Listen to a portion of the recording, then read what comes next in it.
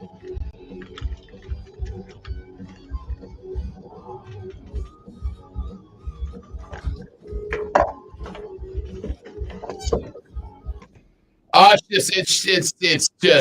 just chaos in here this morning. No, it is awesome. It is a beautiful Tuesday morning. Welcome, everybody. Cannot wait to have a wonderful program. Everything's awesome. If you are watching on Facebook, YouTube, Twitch, or Twitter, you saw me stretch while Rob stretched. Everything is awesome. He literally had to stretch. I literally had to stretch. I got a call last night.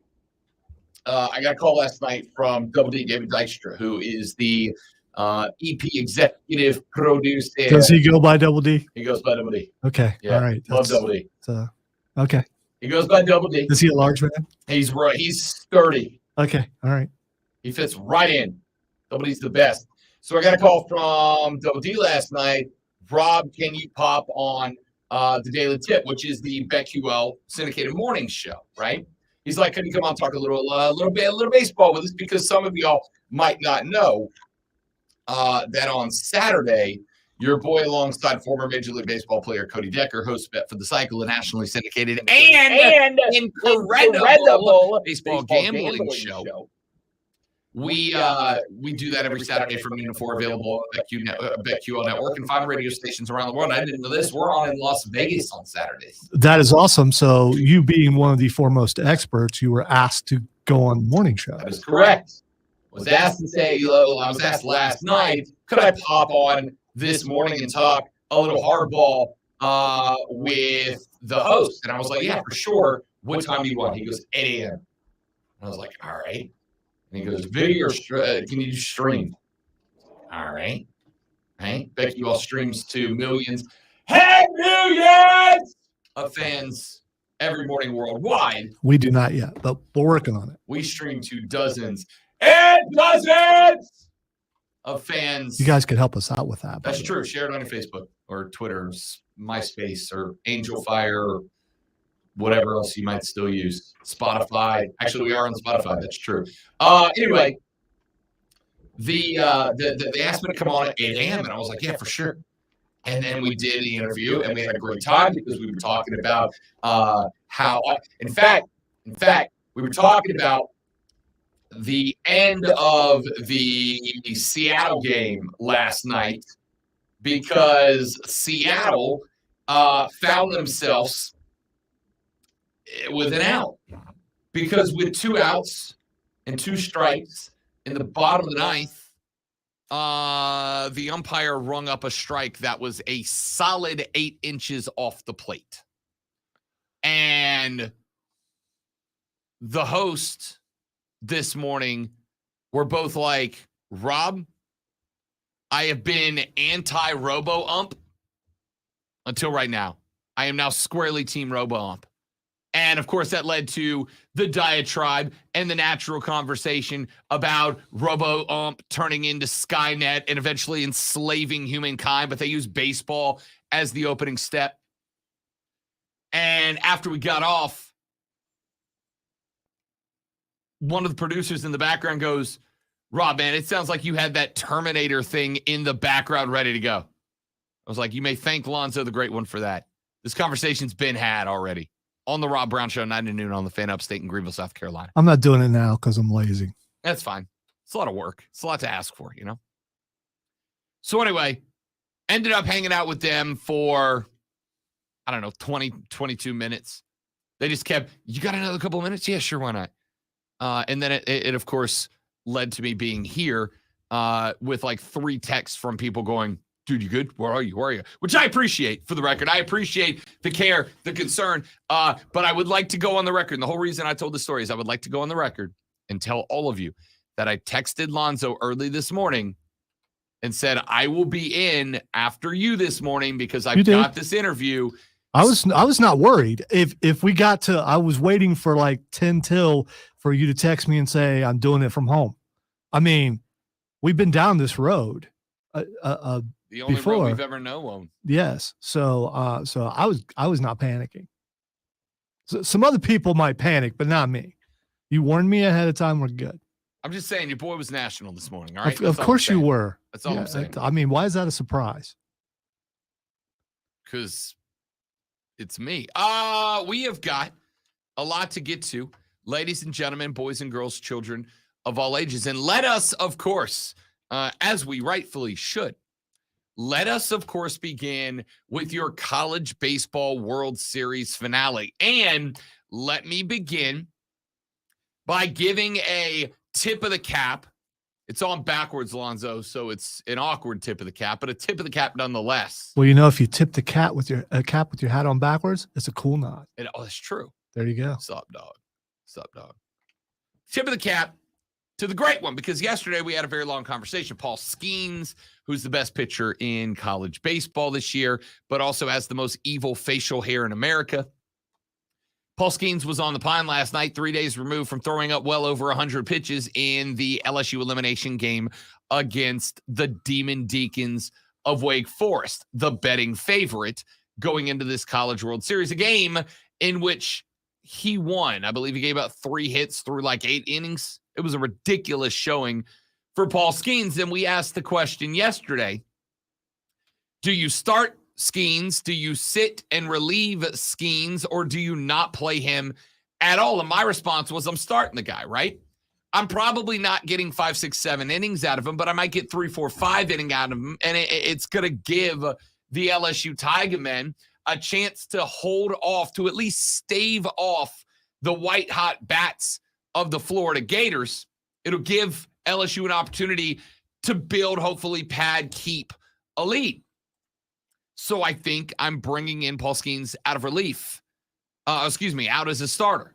And Lonzo said, no, hang on to him as relief. Keep him in the back pocket. Let that be the old ace in the hole, right? If you find yourself in a hole where Florida starts to pack up a couple of runs on you, then you go to him to stymie the bleeding and give the boys a chance to catch back up. Hopefully, it's actually more of it's a tied game or a 1-run lead late. You bring him in 7, 8, 9, let him close them out, right? You got 3 innings where the only offense is coming from you. Instead, they decide to put Paul Skeens way in the background, and LSU last night was just on a heater, on an absolute heater last night. It was a beatdown, man. So admittedly, I didn't watch the entire game, but I tuned in around the 4th, watch the barrage of hits. Then it was like, okay. And then I watched the last 3 innings this morning, and that lead that they took. They already had a lead in the 4th, but they started killing it in the 4th with some great hits. And it's like, okay, they rested Sunday. That's what they did. They took a rest Sunday, and they come back and did what they, Florida, you want to put that up on us? Watch what we do. So here's the question. Skeens throwing softballs though in the bullpen. Did you see? He was. Yeah. Well, is that a normal thing? Do you throw softballs? They're not actually softballs. They're actually weighted, right? They look like softballs. I'm sure that they were, but they're weighted because it's like swing. Like, I don't know if you play baseball, but no, but I know the weights that you put on the bat. It's a donut, right? You throw the donut on the bat. I get that. And as you swing, just like anything else, you're creating resistance so that when there's no resistance, it's like when Goku and Piccolo were wearing weighted clothes and they took them off to fight, and there's less gravity. That is the most nerdy and yet perfect analogy you've ever brought to this show. You're welcome. That. So you got me though. They got me. So yeah. I mean, you're good. So Hurd goes 6 innings, gives up 2 hits, 2 walks, 7 Ks, and 2 earned runs on 90 pitches, 52 of them strikes. Then they brought out Riley Cooper. No, not the one who yells racist things at a concert. Riley Cooper. Did you see Riley Cooper, Lonzo? He is sturdy. He is my freaking hero, He dude. reminds me of a young John Crook. He is my freaking hero. For those of you on the stream. He also looked like my old drummer. So he's like, Keith, what are you doing out there? Anyway. I love this dude. Riley Cooper is just an old Southern sturdy boy. Hashtag sturdy boys with a Z on the end because we're young and cool and hip like that. Riley Cooper is a sturdy boy. Coop came out, threw one, gave up one hit, the one earned run. That was the culmination of Florida scoring until Guidry came out. Guidry went two hits, one earned run, 2 Ks, 26 pitches thrown. But at that point, that game was all but over. It started for the Gators, 2-0 out the gate in the bottom of the first. And then LSU turned into the Avengers, 6 runs in the top of the 6th. Florida could not answer in the second or third. 4 more for LSU in the 4th. We'd go scoreless till the 7th. LSU put up 1 in the 7th. Florida matched it. LSU put up another 3 in the 8th. Florida got 1. And then LSU just decided, why not pile it on? They did not get to the 24 that Florida got to the night before. You know what they did do? They won the game. And they won the college baseball world championship. It was a phenomenal performance for LSU, right? Like, I had really kind of hoped that this was going to be a great game. My question here is, though, was this LSU out for vengeance from what happened to them? Was this a hangover for the Gators? Or did the Gators put 24 up on Los Tigres on Sunday and then go, yeah, we're good, we got this? Just cruise control it. I've had some experience with Gators, and I'm talking about Florida Gators. And I've had experience with both. Yeah. Both Florida Gators and actual Gators. They have a cockiness about them when they think they've won and think they've got everything. And I think that had a little bit of something to do with it. Like, oh, we got this, we own them, that sort of thing. And I think they came out there and kind of had that attitude. And then the dingers were flying. The dingers. You're not wrong. For the record, LSU last night had 2 home runs. They were monsters when they hit them. 2 home runs, 18 RBIs, 24 hits, 18 scored, 8 walks, and took only 8 Ks. Then there's a one dude, and I forget his name, who hit basically a single but got a triple out of it. Dude was fast. Let's see who was. I know who. I remember it, and I believe he's one of the guys who's prospected or whatever, expected to go pretty high in the MLB draft. I know. Let's see. You had Cruz had 4 hits. White had 4 hits. Tommy Tanks had 4 hits. You got to be a guy to have the guys call you Tommy Tanks. That's just a name, dude. 3 hits out of Morgan, 4 hits out of Joe Bear, which is a great name. As a matter of fact, I think the only player for LSU who did not have a hit last night was Kling, who also had 0 at bats as he subbed in as a defensive left fielder to close out that game for LSU. Never got a chance. Everybody who went to the dish last night got an H. 24 of them, to be specific. Look, LSU was the best team in baseball this year, right? There were points in time where other teams played better baseball. Wake Forest played better baseball for a little while. Florida played some really good baseball for a little while. There were some teams that played very good baseball. LSU was the best team in baseball, and LSU was the best team in Omaha. By the way, before we get out of here for the segment, Lonzo, should we check in on the Jell-O shot counter? Because I think they counted it all the way up until that game concluded last night. It's really important to you, so yes, it is mucho importante to me at this point. Look, I don't. I've told you guys before, I'm an LSU fan by birth, right? Like, most of my family went to LSU, so I've always had an affinity for the Tigers of LSU. Before yesterday's game started, before yesterday's game started. Now, I don't know if they keep counting throughout the night for the team that wins, but before the game started yesterday, LSU was sitting on 64,808 shots. If they kept counting after that game was up last night, two things happened. Number one, there's no more Jell-O shots in Omaha. And number two, LSU crossed 70,000 if they kept going into the night. It's a guarantee. We'll find out. We'll find out. All right, we got to take a break. I do want to ask, since you said that, Lonzo, who are, aside from your rivals, what's the most obnoxious fan base in college football? What is the most obnoxious fan base in college football? Who have I said it is for the last couple of years? The Georgia Bulldogs. Brandon, I love you. My guy Brandon in the stream, big Georgia guy. Love him like a brother. The Georgia Bulldogs.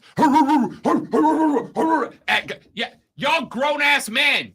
Quit barking. I think we know who mine is. Have I mentioned how? Yeah, but much, that's your rival. No. No, it's your rival. Personally, this is my personal rival. Your rival. It is my personal rival. You're absolutely right. I never thought about it that way, but you're correct. That's my personal rival. All right, text us 71307 71307. Start your text with fan FAN, fan FAN. Who's the most you cannot pick your rival.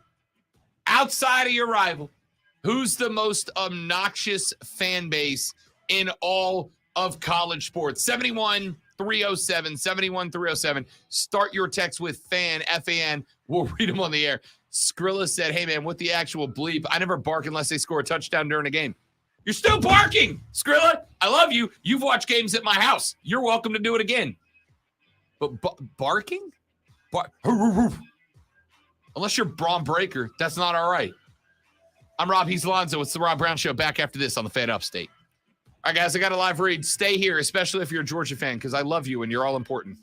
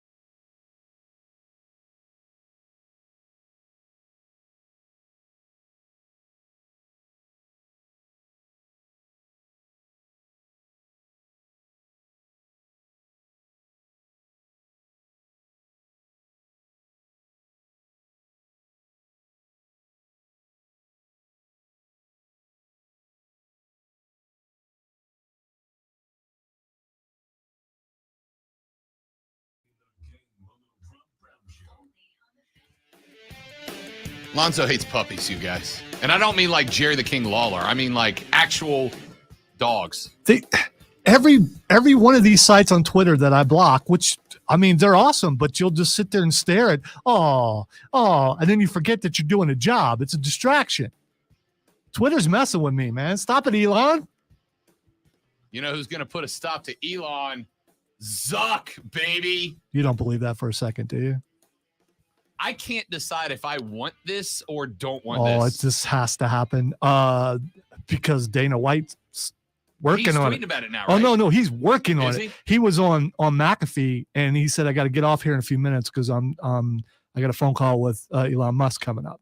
And there are pictures of him with Zuckerberg as far as Dana White goes. He said the fight will cost $100 to watch. It will be for charity. They don't know about the undercard yet, but he said it will be the most watched fight in the history of mankind. First off, he's right. And I was like, chalk me up for 100. I'm paying for that. Are you paying $100 to watch Elon v Zuck? Absolutely. But if you look at Tell the Tape, Elon's got to be heavy favorite. Well, he's like a foot taller and like I don't know, like almost 100 pounds more. But in fairness, now they both fight, by the way, and Zuckerberg has been fighting jiu-jitsu according to all the stories and has won some things. And Elon says he's from the mean streets of South Africa. Elon is okay. All right. I don't know. No, Elon was brought up with billions of dollars. Elon has not seen a mean street. The meanest streets Elon's been on are when he was testing his Teslas. That's the meanest street Elon's been on is diving out of the way of the out-of-control Teslas. Listen, and you experienced this, but I've only seen it on TV and movies, the 1%er crowd. There's always a bully in the 1%ers, and, someone has to punch someone in the nose, and he goes and tells daddy, and then it has to do with who has the best lawyer and all that kind of stuff. It happens in all the shows, so it's got to be real. Bullies happen on every level of money. If Elon finds a street he thinks is mean, he'll just buy it. All right? I get that you're anti-Elon, but when it comes down to, if we're just looking at everything put aside, dude versus dude, I'm going with Elon because he's bigger and he's probably stronger. And Zuckerberg is, when you look up nerd, it's Zuckerberg. I don't disagree, but Zuck strikes me as like that quiet kid that's got a rage problem, right? Like Zuck had to channel everything into being that Facebook guy because he'd have been look in the eyes of Zuck and tell me that guy's not a serial killer if he doesn't focus everything into Facebook. Here's what it comes down to. It's robots versus aliens. All right. Obviously, Zuckerberg's a robot and Elon's an alien. So who wins between robots and aliens? I'm going to go with aliens. I don't know, man. I don't know. If you listen, there are already Vegas odds. You can go ahead and look them up. There are Vegas odds. You're actually going to put some money down on Zuckerberg to win. I don't know. I don't know. I really don't. I want to put money on this fight, but I don't. Carlos and I talked about this a little bit. I think it was Carlos or I talked about it on the Upstate Pulse. Here's what I don't want. I don't want a stinking Phil Brooks fight. Okay. Phil Brooks, the loser, twice made us think that he was going to go out there and actually fight in the UFC. And he went out there and got his face beat in. And I think Zuckerberg will have a better showing than Phil Brooks did. But he's still going to lose. Okay. So. Are you looking up the Vegas odds? Yes, I am. I'm going to start with this. In an actual fight, Punk beats Zuck. All right? No. I'm comparing it. I'm not saying they're fighting each other. In an actual fight, I don't know. Because CM Punk is old. And first of all, he embarrassed the entire wrestling business twice. I will never forgive him for that. Wrestling is not real fighting. Yes, it's not. I don't expect wrestlers to also be able to fight. Because talk to Brock Lesnar. Talk to Jake Hager. Wait. Elon is a heavy dog in this. According to Bovada BetUS, because of Zuckerberg's jiu-jitsu. It's got to be. Elon is plus 175 at Bovada, 185 at BetUS, and plus 350 on my bookie. Zuck is minus 260, minus 280, and minus 450. That's insane, man. So you're going to put some money on Elon? I might. No, I don't think I am. I think Elon. I think Elon. You can't get past it, right? Even for money, you can't get past it. No. Listen, your boy will bet on people and teams that he hates if he thinks it's going to make him money. All right. The whole thing about even if I dislike your team, if they're from here, I want them to do well so that I get more money is not yeah, I play it up for fun on the radio. It's not a ploy. I'm dead serious, right? I want every team around here to win titles because I make more money. And at the end of the day, that's my most important thing is the money, is the cash. I'm looking for it, homie. I want the bag. So if I am convinced that Elon's, for the record, I'm not a big Zuck guy, right? I'm not a Zuck fanboy either. There's a whole world of philosophy behind that.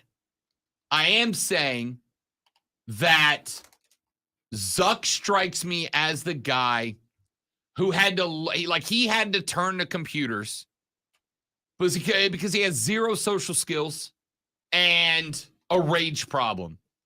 Elon strikes me as the other way around. Elon strikes me as the guy who is going to do everything in his power to convince you that he is a thing that he's not. In this case, tough, right?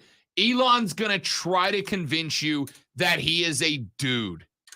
And I just don't think he is. So you won't look at the size difference and automatically go, okay, tail of the tape means a lot, doesn't it? It means a lot when two guys are both good fighters, right? If you're giving me two excellent fighters, then the guy who's got the reach and the weight has a built-in advantage. But if Zuck truly is like learning jiu-jitsu and has learned how to fight because he's got all the money in the world, so time isn't a question for him, right? Like do you wonder why all rich people are thin? It's because they don't have to worry. They can just pay somebody to go feed me things that I like and are healthy. Regular people can't do that all the time, or it takes a lot more work to do it.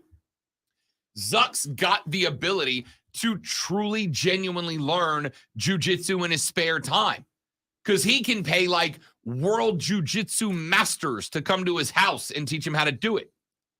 Elon, I don't think has that. I'm sure he's probably got like a sparring partner for some boxing or something, but I doubt Elon has got a ton of training behind him. And unless they're going to put this fight like a year and a half or 2 years out, it's not like he's going to catch up with Zuck in 6 months. All right. Let's do some comparisons in the building. This is like Stone Man versus Fat Boy. Okay. As far as that goes. Stone Man might be an excellent fighter, and he probably is. I mean, when you're of that height, you've got to be, a really good talker, which he's an excellent talker, or you got to scrap. And I bet he could scrap if he had to. He's a hooligan, man. But if Fat Boy gets a hold of him, it's over. It's the same thing. I think that's the best comparison I can come up with. So Elon versus Zuckerberg is Fat Boy versus Stone Man. Shout out to 93.3, The Planet Rocks, and Classic Rock 101. I now all need you to text Stone Man and Fat Boy both and be like, who you got? Do you think you could take Stone Man? Do you think you could take Fat Boy? For the record, confidence not an issue with either one of those cats. And confidence isn't an issue with Zuck or Elon. Elon has said some real dumb things with the confidence of Einstein. Zuck, you've all seen the what was the Facebook movie? What was it called? Social Network, I think, which was a pretty good movie. I know there's a lot of creative liberty that were taken in that movie, but the gist of it's there. Zuck don't care. Yeah, Justin Timberlake's a jerk. Yeah, Zuck don't care. Yeah, that's all in that movie. So I got Elon, who just thinks he's the smartest dude in every room he walks into. It's funny, though, watching the stream, you can almost tell what sides people are on by, almost political sides because of how angry they are with Twitter. And what it comes down to is I think they're both going to pay to have seconds come in. So it's who can pay the most to have their second. We're gonna get Zuckerberg is going to get Zuck names his champ. Yeah, and yeah. Oh no, yeah. don't do that. There we go. That's the rich way of doing things. Fight or don't, dude. Yeah. Fight or don't. Fight or don't. Oh, they're going to fight, but it better not be. I was going to say a slap fight, but we've seen those. Those can hurt too. All right. So your odds are Elon heavy dog 175, 185, 350 on the three big books. Zuck minus 260, minus 280, minus 450. Here's the next bet you can take. Does this fight happen before September of this year? Yes is plus 400. No is minus 700. If it doesn't happen soon while the hype is going on, I don't think you build this through the year. This is such a novelty thing. I think you got to get this pretty quick. I don't know. I think I could dig some promos. My name is Mark Zuckerberg. Elon Musk. I have your number. I'm coming for you. I am the superior athletic machine. By the way, been training for decades. You are the first person that I know who's picked Zuckerberg. Everybody else I know has picked Elon Musk to win. Well, okay, so let's also go with this. Since you did it, I'm going to do it back. You also travel in a certain circle that's a big Elon circle. I think a lot of people are fanboying over this. The people that I talk to are all big time nerds. So I haven't talked to the people that you're implying. Okay. Yes. Okay. I'm just talking about the people on a certain show that I'm on. Zuck v. Elon method of victory.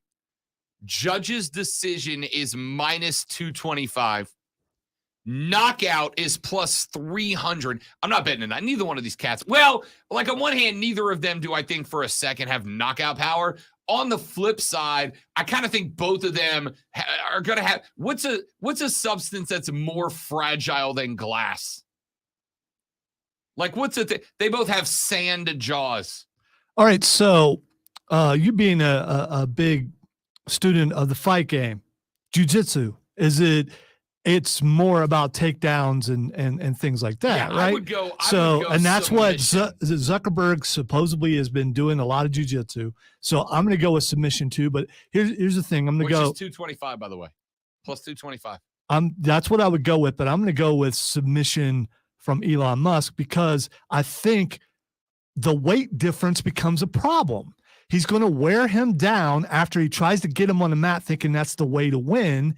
And riding time will wear someone out, or trying to put someone in a submission. You're going to, especially if you have a frail, thin body like Zuckerberg does. We've seen this happen before in the cage where someone could be winning the entire, 2 or 3 rounds and then get knocked out or get submitted because they burn out.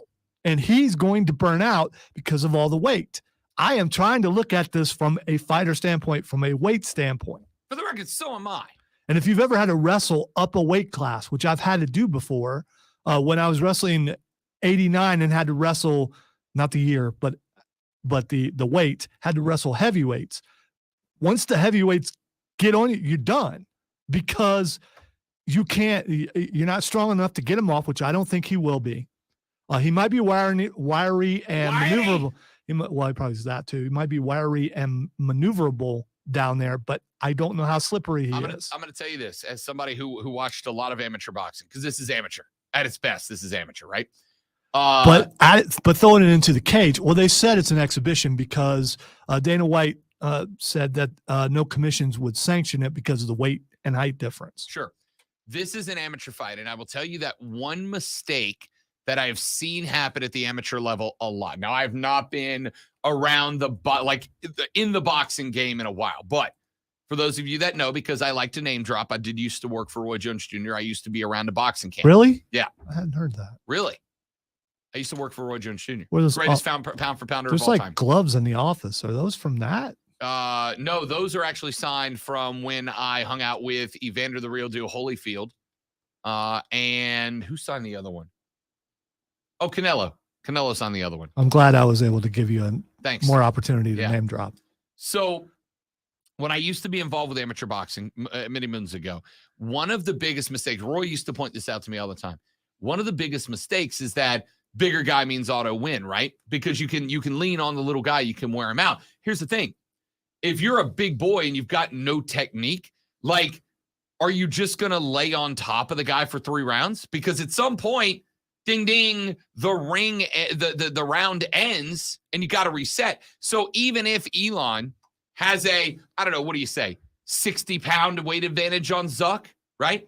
Even if he's got him by 60, even if he can get him to the ground, hell, even if Zuck goes to the ground thinking this is leaning into the jiu-jitsu, if Elon is not trained in that, in a way that he can take advantage, Zuck's just, what are you going to do? You're just going to lay on Zuck for 5 rounds? Or it's probably going to be a 3-round fight at best, but you're just going to lay on top for 3 rounds?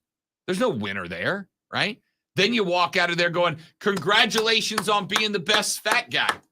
Good job. Hey, how do you get in that contest? When I come back from this break, I have a story for you that you're going to love. All right? You're going to love it. I went out last night to watch the College World Series finale and the Atlanta Braves game, right? And I have got a story for you about it because it's incredible. Lonzo, there were about 24 kids in the bar last night at like 9:30 watching these games, and I loved it. And I'm going to tell you why, and it involves sumo wrestlers. Uh-huh. I'm Rob, he's Lonzo. The Rob Brown Show's on your radio. It's the Fan Upstate.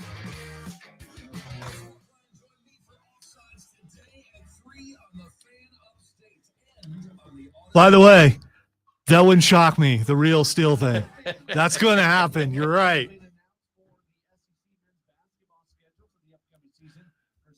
Was that movie with Wolverine? Yeah. So Elon is 6'1", and Zuckerberg is 5'7". Okay. So again, you still got to be able to move. Yeah, and then they put weights, but it's in kilograms. So, I mean, yeah, I'm not – whatever, man. It's America.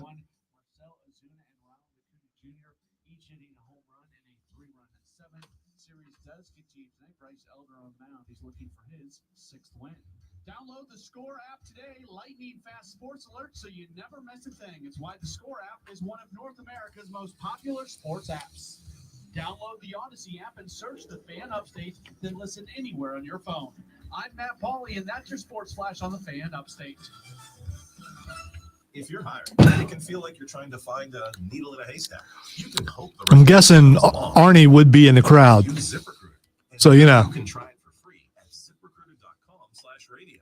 In fact, ZipRecruiter has helped a lot of business owners find their needle in a haystack, like Marco, president of operations at Telly Tires and Auto Center. Ooh, yeah. You know what, Zach? How about a scorpion deathlock or drop? Is that legal? Can you do a death drop? No, because it's dropping them on the back of their head. I don't think you can do that. Take it from Marco and millions of other businesses who use ZipRecruiter. ZipRecruiter can help you find the needle in the haystack. See why 4 out of 5 employers who post a job on ZipRecruiter get a quality candidate within the first day. And right now, you can try ZipRecruiter for free. That's right, free at ZipRecruiter.com/radio. That's ZipRecruiter.com/RADIO. ZipRecruiter.com/radio. ZipRecruiter, the smartest way to hire. Baseball is in full swing. The free Odyssey app lets you listen to local coverage for the team you love, live stream your favorite sports radio station, or jump back and listen to the best segments on demand. Don't forget, we talk to the manager every Tuesday at 2 p.m. Don't listen to some guy from the other side of the country tell you about your team. Live conversations for your local team, no matter where you are. Your season, your Odyssey. Get in the game and download the free Odyssey app today. Here at the Almond Joy Factory, where tropical vibes abound, we use salt, fresh tasting coconut. The crunchiest almonds and delicious chocolate candy. But do you know what our most important ingredient is? See, if I'm Elon Musk and this thing actually happens, I don't worry about the jiu-jitsu as much other than counters. I bring in a wrestler. Because I think wrestling counters jiu-jitsu to a degree. And I bring in guys like Cormier, guys like that, have them come in and start teaching me wrestling, because I think it takes advantage of his size, and the wrestler beats the jiu-jitsu. There are pictures and stuff of Zuckerberg winning tournaments and things. And it's Brazilian jiu-jitsu, not just jiu-jitsu. Let's see. Jiu-jitsu versus Brazilian jiu-jitsu. Like Marco, president of operations at Telly Tires and Auto Centers. ZipRecruiter helps me find all the right people, even the most difficult jobs. See why 4 out of 5 employers who post a job on ZipRecruiter get a quality candidate within the first day. Now try ZipRecruiter free at ZipRecruiter.com/free. ZipRecruiter.com/FREE. DQ presents Picture This. You're getting together with all your best friends. Now picture all your best friends are actually the delicious ingredients of the new cake batter cookie dough blizzard. That's DQ soft serve, cake batter flavor, confetti cookie dough pieces, and DQ signature sprinkles. Oh, hey, it sounds like you got some pretty sweet friends. And that's worth cueing the confetti. Cookie dough! The flavor party isn't going to last forever, so hurry in and get your cake batter fix today. Only at DQ. Happy tastes good. From the Ingalls Market Studio, Upstate. 97.7 FM. All right, I'll come back. 97.1 FM. There are exceptions to every rule. And I found one very randomly last night. The lady friend and I flew back into GSP on Sunday, and when we got home, as I mentioned on the show yesterday, we had no power. We found out that we had no power because a couple of the fuses were blown in our house, had to get fixed up.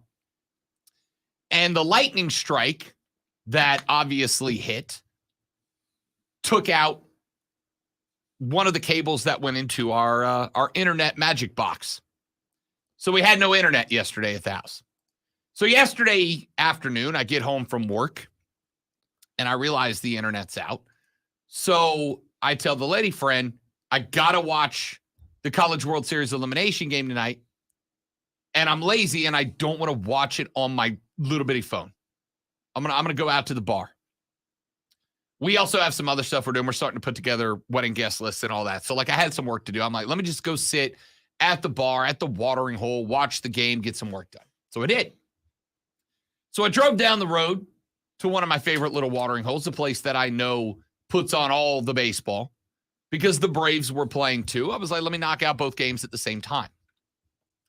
I opened the door, I walk to the bar, I sit down, and then I realize, wow, it is remarkably loud in this bar, and I see that it's loud in this bar and restaurant because there are not one, but two youth Little League baseball teams in the bar. Didn't you immediately get up and walk out? I mean, that's a problem for you. All right, so especially after the airport. I mean, didn't. Yeah. I didn't, and here's why. I didn't for two reasons. The first reason is because I know the bartender at this particular establishment. She's wonderful. There's no waiting for Rob Brown at this bar. This is the bartender that looks and sees my beer is 3/4 of the way empty, and I have a new beer in front of me before I'm done with that one. Hey, look, it's the Rob Brown. Correct. She knows who I am. She takes care of me. Okay? The second reason is what made the exception to this rule. I'm listening to these kids talk, which is not difficult to do because they're louder than me. All right? And there's legitimately probably 32, 33 kids in this bar scattered across 4 different tables. 75% of the audience are having trouble to believe that they're louder. The story now that someone's louder. Yeah. Well, there's 32 of them, and they're all trying to say what they want to say. Okay. All right. Okay. All right. Not like one individual kid. There's 32 kids. There's 2 different teams in here. And so I'm watching the game, and I hear one of the kids at the table talking to the other about who they're pulling for, the Gators or the Tigers. And one of the kids goes, I'm pulling for the Gators. And another kid says, you're such a dork. Go Tigers. Which I thought, what a line. What a line to drop on your own teammate, right? What a line to drop on your own guy. And then a few minutes later, as I'm watching the Braves game, Marcell Ozuna, who has been troubled with Atlanta, but has finally started to hit his stride a little bit. Marcell Ozuna goes, yad, dinger, sends one screaming in a deep right center. And these kids lose their mind, right? Lose their mind. And as I'm listening to them, they're not just losing their mind about Ozuna. So they're breaking down everything about this. They're breaking down the pitch. They're breaking down the release point. They're breaking down spin rate.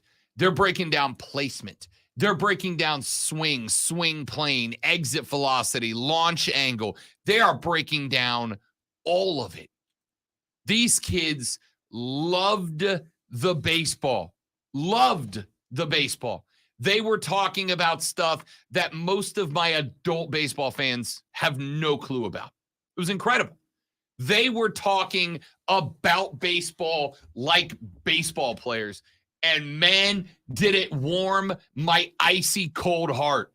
The game's in good hands because these kids were loving it. They were talking about how Sonny Gray released the ball too high up in his delivery. He needed to carry it forward a bit more, and so he ended up hanging the ball because he let it go so high that it broke before the plate, and Ozuna was able to read the break. And they talked about the difference from the swing before where he was on a level swing plane, just trying to drive the ball out into the field, versus that when he read late break, he lifted the launch angle.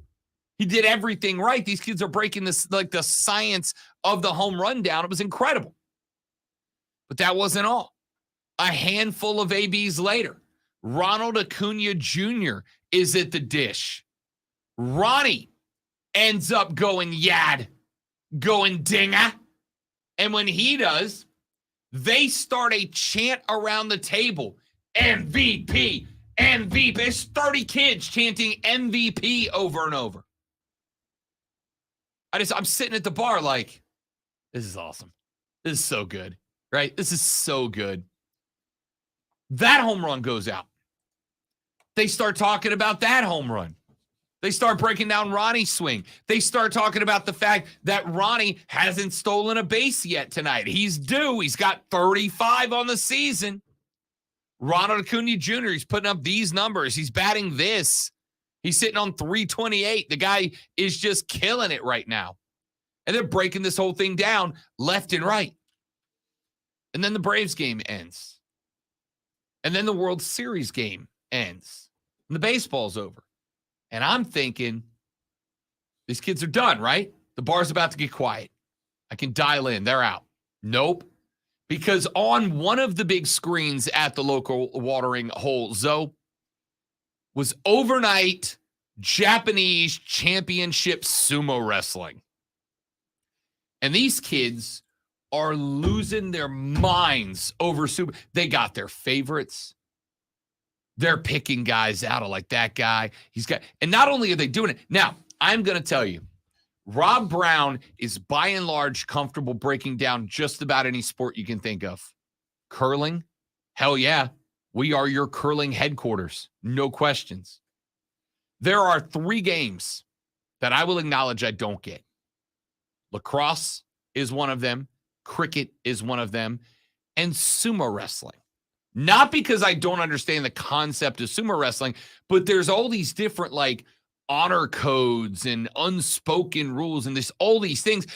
The game effectively is 2 fat guys try to push each other outside of a circle. They're not as fat as you think. There's a ton of muscle underneath there. If you watch how they train and all that, I've watched it. Yeah, but also they're very fat. They are fat also. Yeah. Just to be clear. Because the weight helps with the leverage. Sure. They are wildly strong. I'm not arguing they're not strong, but they're fat. You can be fat. Fat. You can be fat and be in shape. And they are. Yeah. I mean, from a cardio standpoint. Sure. And they are. But again, if you look at it from the surface, It's akin to when people say soccer is 11 guys kicking a ball back and forth, right? If you look at it on the surface, it's two fat guys trying to push each other outside of a circle. That's sumo.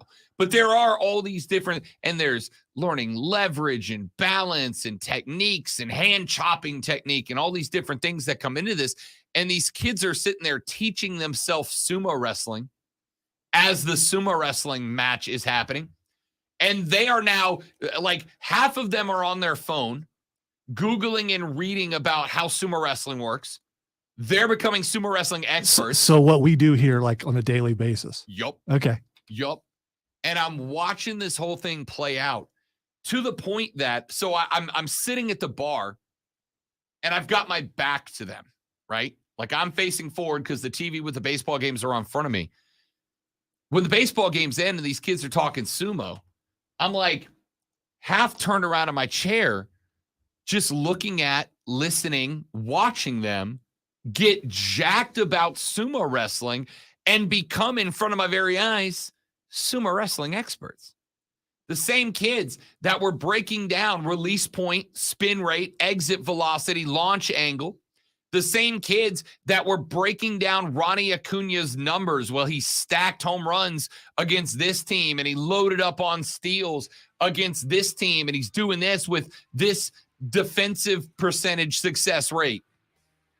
Stuff that I don't even think I've mentioned on my baseball show in the past. These kids are breaking that down. And then they turn around and teach themselves how to be sumo wrestling experts in like 10 minutes. I went from no kids in bars to no kids in bars except these kids. These kids can come to my bar anytime. They're awesome. Loved it. An exception to every rule, ladies and gentlemen. Let's take a break. When we come back in hour number 2, we got to talk a little bit more College World Series. The Carolina Lonzo. The Panthers have been disrespected. What does that mean? I don't think it works the same way. Oh. I don't think that. It's just that one You can only disrespect the Chiefs. That's it. Yeah. Got it. Yeah. Well, we'll disrespect the Panthers anyway. Did you see my thing I sent you on Twitter?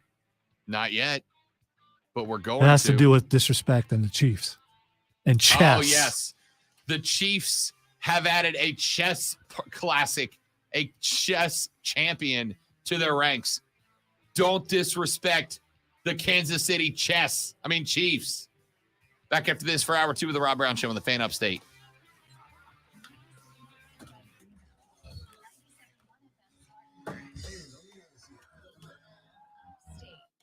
BJJ is more submission-based than Japanese Jiu-Jitsu. Also, I wouldn't want to just train wrestling because 8 to 10 weeks of wrestling will teach you just enough to get in trouble against BJJ. By the way, I also said learn how to counter Jiu-Jitsu and learn wrestling. I said that first. Both. Because chances are Zuckerberg's not going to learn how to counter the wrestling. He'll know how to. Yeah. Anyway. Someone just tweeted, I don't know if it's real or not, that the fight's not going to happen because Elon Musk's mom said that he couldn't do it. I saw that yesterday.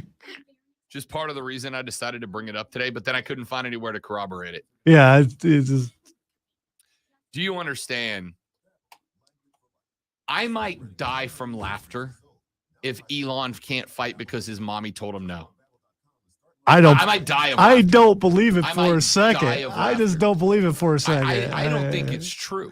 Yeah, I don't either. But if it turns out to be true, there's no way. I may die literally of laughter. Straight up fall out.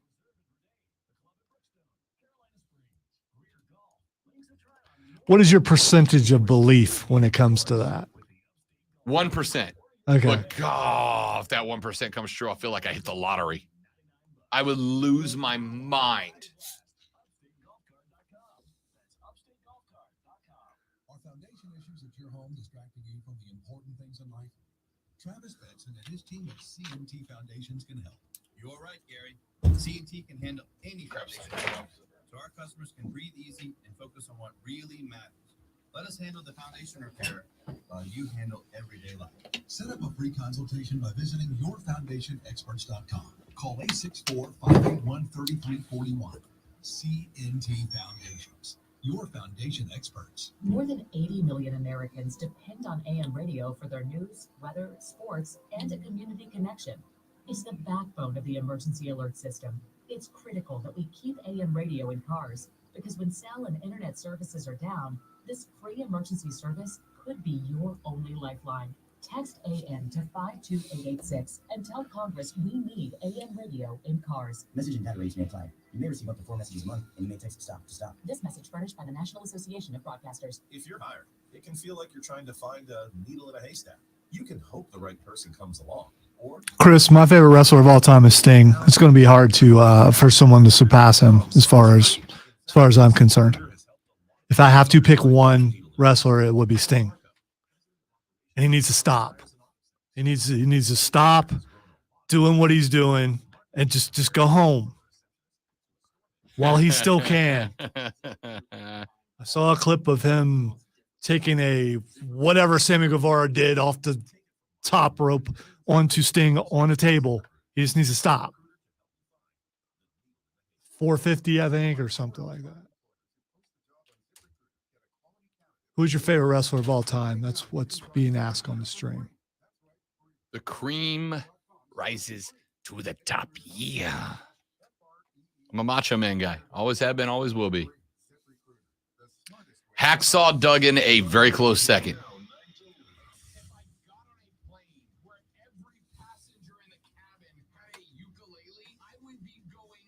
Hacksaw much taller than what you would think. He was at South Carolina Comic-Con a couple of years ago, and for some reason I never thought of him as tall, but he was always hanging around. He's listed as 6'3".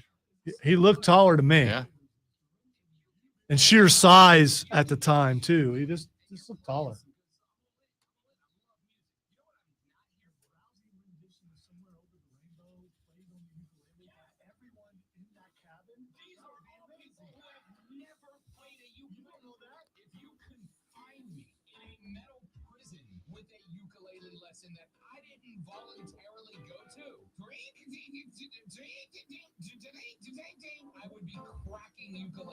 Jake the Snake is a great pick. He's on my Rob Brown Mount Rushmore. Say Hacksaw, Macho Man, Jake the Snake, probably Ric Flair.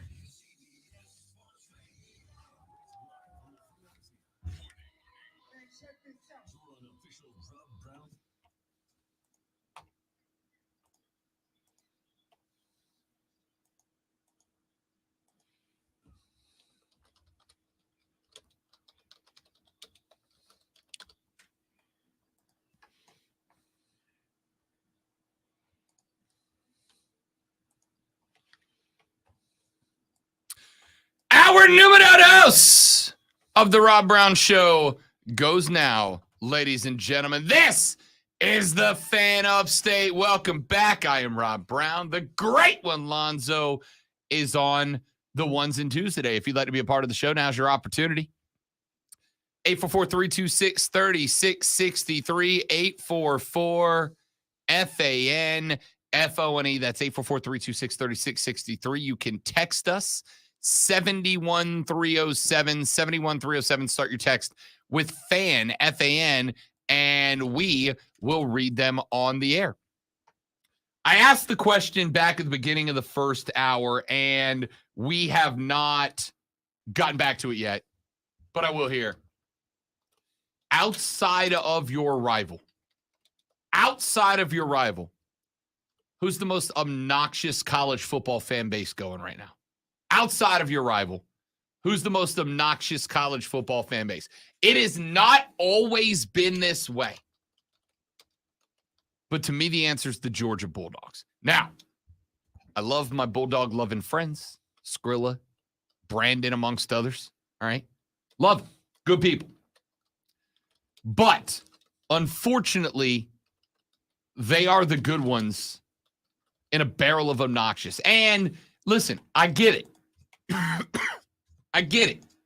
You've won back-to-back natties.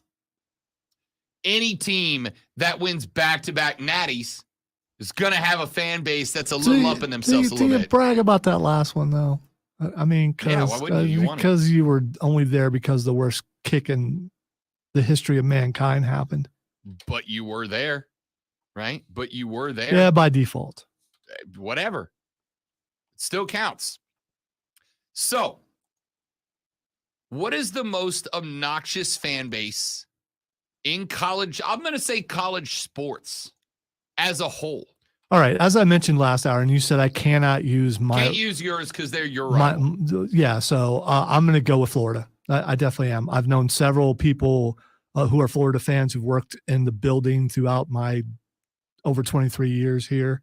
One person comes to mind to everybody, but there have been multiple and on several different radio stations throughout the building. And they were pretty annoying.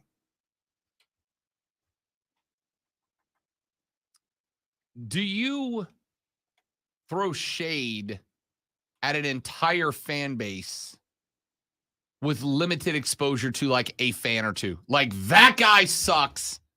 Therefore, that whole fan base sucks. I think it depends on the voice of that of those people. And when I say voice, in our case, the reach of some of those people. And if you work with them, or I'll give you an example. Another reason why I have problems with Clemson is for 14 years, I worked with the guy who was the original tailgate Clemson guy who did the show and everything. So it was constant for 4 hours a day for 14 years. That will make you not like a fan base, especially since you have to defend. At the time, we were carrying the Gamecocks on WORD, and I had a Gamecock show. So constant barrage, not only him, but the co-host was also a Clemson fan. And so that's one of the reasons that I can't, but we're not talking about the fan base that I'm not allowed to talk about. That fan base who are quiet right now because they lost to South Carolina Gamecocks this past year. So to me, it's Georgia. I have also heard LSU mentioned a lot of times. Now, but what bothers you about them? Is this when you're out and about, or does this have to do with radio and your interaction with listeners? I mean, what is the thing? Is it you're out somewhere and there's someone in a fight? Yep, got to be a Georgia fan. Is it that sort of thing? Yes. D, all of the above. Athens, Georgia is one of the few SEC schools I have not gotten a chance to take in a game at yet. But I have been to Georgia games. I've been to Georgia, Florida at the world's largest outdoor cocktail party twice. I went to a Georgia LSU game, I don't even remember how many years ago, in Baton Rouge. Been to a number of Georgia games.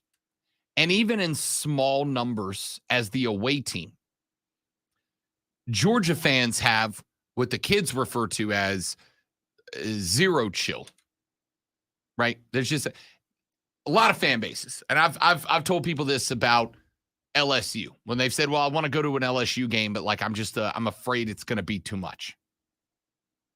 LSU fans are going to hit you with, and I will acknowledge, the dumbest chant in sports. Tiger bait, tiger bait, tiger bait. The Gators do it too. Gator bait, gator bait. It's the dumbest chant in sports. Lonzo, what is bait and what is it used for? What do you use bait for? To lure something for capturing or to eat. Yeah, something. To catch and kill a thing. Yeah. All right. To catch and kill a thing. Bait is to catch and kill a thing. Another big quiz. Yeah. I just want to keep you up to date. So they will hit you with the dumbest chant in sports, but they will also invite you under the tent to partake in the best food at any tailgate in America. Okay? They will tiger bait you as you walk by, but if you're cool, you're cool. Like you'll be invited into the tailgate. No problem. I don't get that vibe from Georgia. I would also acknowledge that a chant, tiger bait, is far less obnoxious than a group of grown men barking at you. See, I get the dog thing, but the tiger bait thing, I'd be tempted to walk up and say, hey, what's that mean? And you'd be fine. You'd be fine. It's a dumb chant. I have told my LSU friends we should stop that chant. It's a dumb chant. And I understand the dog barking. Also, by the way, listen, I love bulldogs. English Bulldogs are on my list of favorite dogs. Alonzo hates dogs. They're on my list of favorite dogs. Not true. Not true. I just want to say, though. Just don't want them on my Twitter feed. I just want to say, though, as far as intimidating dogs go, English Bulldogs are at the bottom of the list, right? Like way down on the bottom of the list. So it's not even an intimidating dog bark. What college is going to be the first to use like the German Shepherds? That's a way more intimidating dog. Or Doberman Pinschers. Yeah, way more intimidating dog. Anyway, Georgia fans are at the top of the list. We got a texter that said, and I quote, ... Alabama! Exclamation point. Roll Tide. Joe from Boiling Springs says, by far, Miami fans are the most annoying. I will tell you that Miami has been on my boat list for years. Miami fans are the most undeservedly entitled fans in America. I saw a thread the other day where people were discussing, more college expansion, who could end up where, because there was a report earlier this week or late last week. I don't remember. Either early or late last week, early this week or late last week. I can do this. That the Big Ten was starting to turn its sight towards some of the ACC teams. And Miami was one of them. And Miami fans on their message board created this huge thread. The SEC are Neanderthals. The SEC are idiots. We want better than that. We deserve better than the SEC. I'm like, what? What? What are you talking about? Miami fans are wildly entitled. And I will tell you that going to Miami, going to Miami is like going to Philadelphia for an Eagles game. It's openly hostile and they're proud of it. The only difference is Miami brings like 97 fans to a game. So the away teams are not outnumbered. Texter said, definitely the Ohio State University. I was waiting for that. It was the first text. Was it? Yeah. Okay. All right. Yeah, this was an hour ago. Definitely the Ohio State University. I will tell you. How many Ohio State fans do you know? I'd probably say 10, 12. Are they obnoxious? They as individuals are not obnoxious. Okay. Well. I will tell you that the thing, it's one of those things, Lonzo, that it is absolutely obnoxious. And if I was an Ohio State fan, I'd do it all the time. Unless you live in Ohio, where there are there's Ohio State University and Ohio University, and to make sure that people know what's the Ohio State you're talking about, you got to say the, and then they'll know what it is. It's just to help people. That's fair. It's a tool. That's all. The thing is wildly frustrating. But also it's something that I absolutely acknowledge that if I was a Buckeye, I would only do it. See, I walk around, and if I'm wearing any Buckeye gear, I get the OH all the time in weird spots. And, I almost forget to go IO because I'm just shocked. There are probably a lot of mild-mannered Ohio State fans. You may work with one. You may see them at the mall. You may see them at the gas station. And they're not obnoxious. There are other fan bases that, without a doubt, you're going to hear them, you're going to see them, you're going to know that they're fans of that team. Yeah, I don't put Ohio State on that list. I can see why a lot of people do. I know the answer to this to some degree, but I'm curious. How did Ohio State become the school that like the SEC as a collective decided to hate? Was it because they were such a challenge there for about 10, 12 years at the end of the Tressel era? I don't know. Maybe it had to do with championships for a while, because for a while Ohio State was winning a lot of championships. I don't know. And it may be a north-south thing. Maybe that's what it is. Still a lot of hate when it comes to that. Fair. It's underneath. It just makes no sense, but it's there. as someone who's been told Yankee go home many a time. Hudson checked in. He said Texas and Oklahoma are the top two most obnoxious. I would say Texas earned themselves a spot on that list because of the hatred of the horns down thing. The fact that they went to the Big 12, and they were like, hey, we need you guys to make this illegal, right? 15 yards for a down horns. Do you think the SEC is going to play ball with that? The SEC? No, I don't think sure. they are. We're going to Like, let that happen. Yeah. Go ahead and. James said, horns down. Oops, sorry for the slur. I still don't get why that's a problem. I just don't. I don't either. I suspect Texas is going to have a real tough time the first time they step foot in Tuscaloosa, because I don't think 82,000 Crimson Tiders are going to have any reservations about turning the horns down at them. I don't get the vibe, right? I don't get the hatred of Oklahoma. Oklahoma had a good run. They were very proud of it. I don't think they ever got to the point that they were obnoxious. It's not like Oklahoma's really gotten into any trouble. Maybe it's from way, way back. Because way, way back, I remember Oklahoma being one of the schools, you know? Yeah. And so maybe it's a jealousy thing from way, way back. Took a long time to catch up. I don't know. I don't put Oklahoma. I would say on my list. Yeah. James on the stream says, I blame good old JR. Maybe that's what it is. It's all JR's fault. Might be. I put Georgia on the list. I put Bama on the list. Now, Bama's another one of those schools. I know a lot of Alabama fans. As individuals, they're all very nice people. You get them in a large group, they're hard to talk to, right? Bama's on that list. Texas is on that list for sure for me. Miami is toward the top of that list for sure for me. So what is outside of your rivals?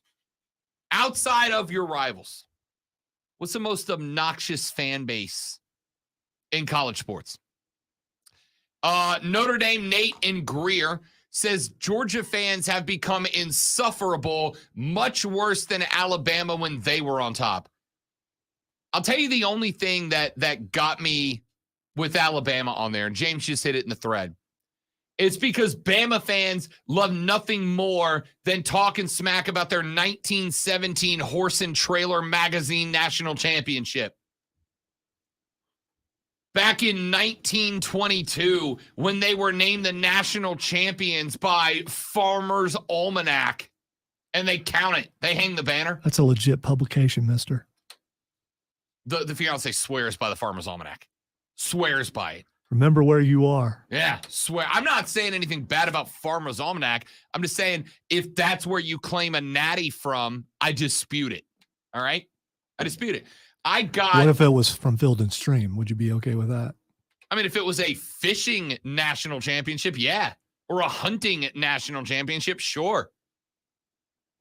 I got the fiance the 23 Farmer's Almanac back in like December when it dropped last year. It was like the happiest day of her life. I'll never get it.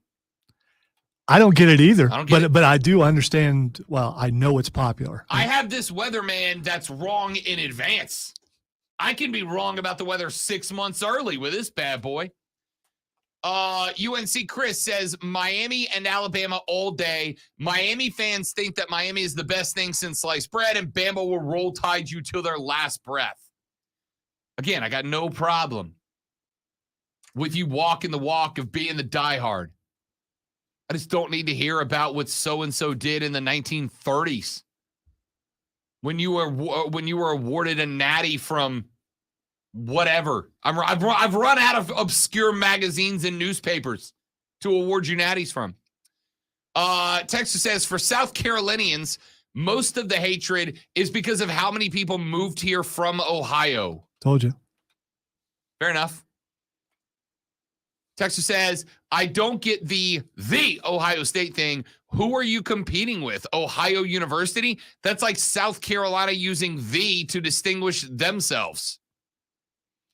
In fairness, I don't get it. Is there another Ohio State University? So Are you worried? There's an Ohio State? There's Ohio University. I explained it earlier.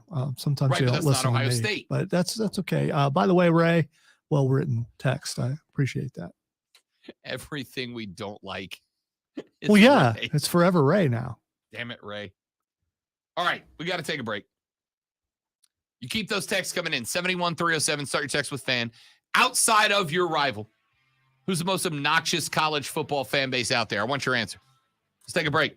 When we come back here in just a minute, I got a few more things to get to, including ESPN has put out their rankings of skill position units across the NFL. Carolina spent a lot of money trying to build one for BY this offseason. Did it pay off?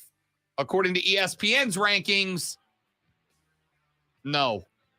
We'll check in on that and see if we agree or disagree when we come back. I'm Rob Brown. That's the Great One Lonzo. You're listening, ladies and gentlemen, to the Rob Brown Show and the Fan Upstate.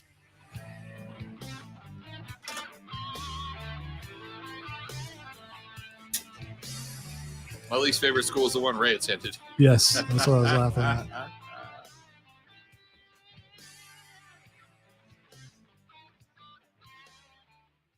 I have my own beliefs about where he went to school, but you know.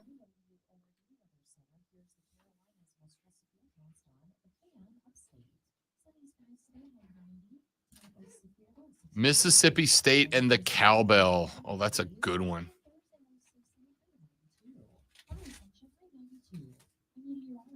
How can you possibly be mad at Cowbell? Clanger, clanger, clanger, clanger, clanger, clanger.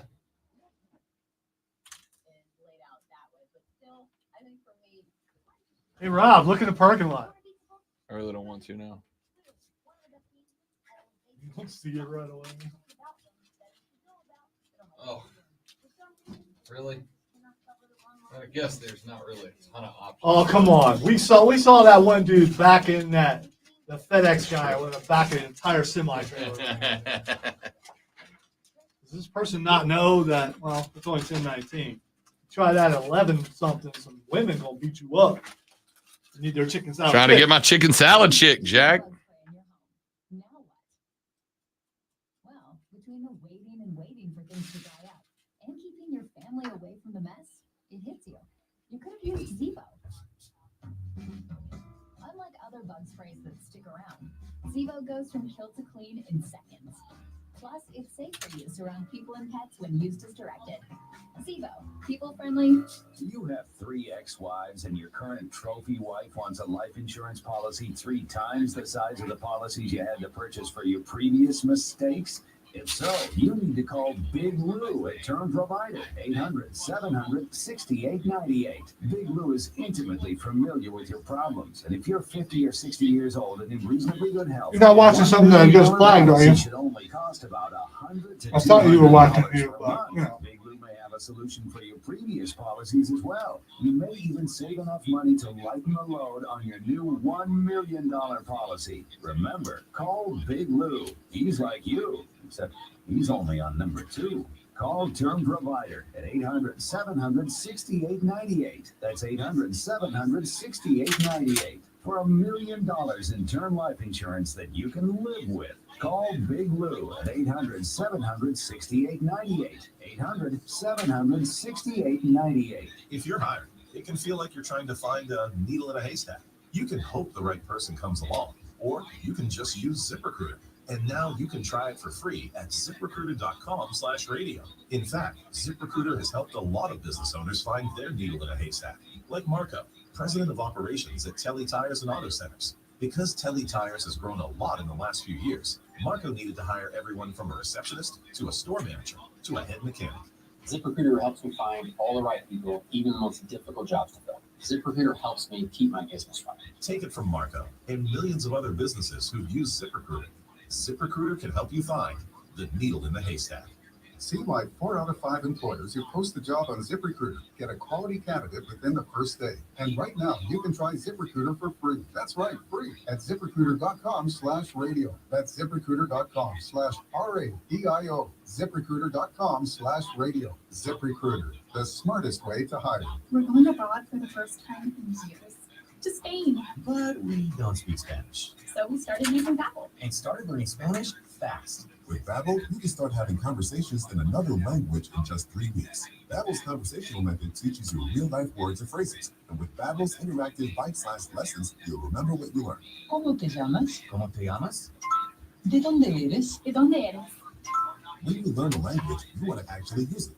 Babbel is designed with that goal in mind. In just 3 weeks, we're starting to have conversations in Spanish. Estoy muy emocionado para ir a España contigo. Aww, he just said, I'm very excited to go to Spain with you. Vamos a tener mucha diversión. And that means we're going to have so much fun. Gracias, Babbel. Babbel. Did I watch myself do an interview this morning? 10 million subscriptions sold. Yes, I did. Try Babbel for free. Yes, I did. Just go to Babbel.com and start learning a new language today. That's Babbel.com. Babbel.com. There's nothing worse than coming home from a hot day to find out that your AC unit isn't working. When this happens, you need an HVAC company you can trust. A company like Priority Heating and Air. Their HVAC specialists will give your system a thorough checkup. And if you need a new unit, Priority Heating and Air is a proud distributor of the Coleman line of HVAC systems. So keep your family or business cool this summer and give Priority Heating and Air a call today at 591-1847 or find them online at PriorityHeatingandAirHVAC.com. Sponsored by STEM. Humans can do a lot of amazing things.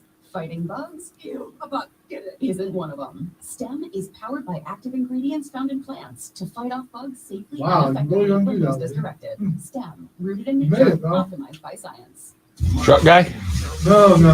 Coming up on a super. Oh, that was a horrible parking job. More blue chip quarterbacks are transferring. You should see this before the promo. We'll tackle that. She pulled in between, and she's way. No, right here. Next to the white truck. Oh, somebody parked next to the new car. Yeah. Like that last week on my driver's side. And I was like, if I was in the Jeep, hoops! Not with the new rig. I had to climb in through the passenger seat of my car. I was furious. The Rob Brown Show rolls on here on the Fan Upstate. Rob Brown, the great Alonzo, and you. 844-326-3663. 844-FANFONE. Text is 71307. Start your text with fan. It's the most obnoxious fan base out there. Not your rival. Can't name your rival. Who's the most obnoxious fan base out there that's not your rival? We've had nominations for Georgia, for Alabama, for LSU, for Miami, for the Ohio State University, amongst others. Who you want to add to the list and why? Text us your answer, 71307. Now, ladies and gentlemen, let's get to this real quick. Talk Carolina Panthers for just a minute. ESPN has put out their rankings of skill talent across the National Football League. Bill Barnwell organized the whole thing. And he said a couple of things. Number one, this is about projected on-field production for 2023. He said it does take into consideration, though at a lesser level, rookie draft picks and what role they're going to play in. He takes into consideration injuries, both long-lasting, guys like Michael Thomas, and projected injuries based on guys who are aging, etc. He said that they do put extra weight on wide receivers than on tight ends. They focus primarily on the top 5 contributors, projected or otherwise. And that's how they came up with these rankings. And in these rankings, they have number 32, the Houston Texans. Now, that's no real surprise. Dameon Pierce looked like he was a starting caliber running back a year ago, had an ankle injury, hasn't been the same guy. Dalton Schultz is in a 1-year deal. Looked good down the stretch in Dallas ended up with an injury. They're just not good. They traded Brandon Cooks to the Cowboys. He's replacing the starting lineup by Robert Woods. Robert Woods, a guy who had an ACL injury and didn't show much for the Titans after that. When he tore the ACL with the Rams in 2021, showed up with the Titans, really didn't do anything. This is not ideal. No surprise there. The Texans are bad. We know the Texans are bad. Yeah, I mean, if you were to pick number 1 and number 32, you probably have a pretty good shot at it. Yep. Without looking. Now, before I brought that up, I should have asked Lonzo about where he would have ranked the Carolina Panthers, just off the top of his head. But considering I'm now asking him before I tell you who's team number 31, you now know where. Oh, okay, because I was going to go somewhere in the 20s, but all right. 31. So why does this bother you? This doesn't really bother me too much. When they're ranking receiving cores, does the quarterback come into play too, or just no? This the is strength wide receivers, of the, running backs, and tight ends only. All right, so you've got some older guys and you got some unproven guys, and you got to look at what they did last year. And I can see why they're projected lower, but I don't think they should be that low. I think that's why it bothers me. I'm not saying I'm putting Carolina, hell, even top 15.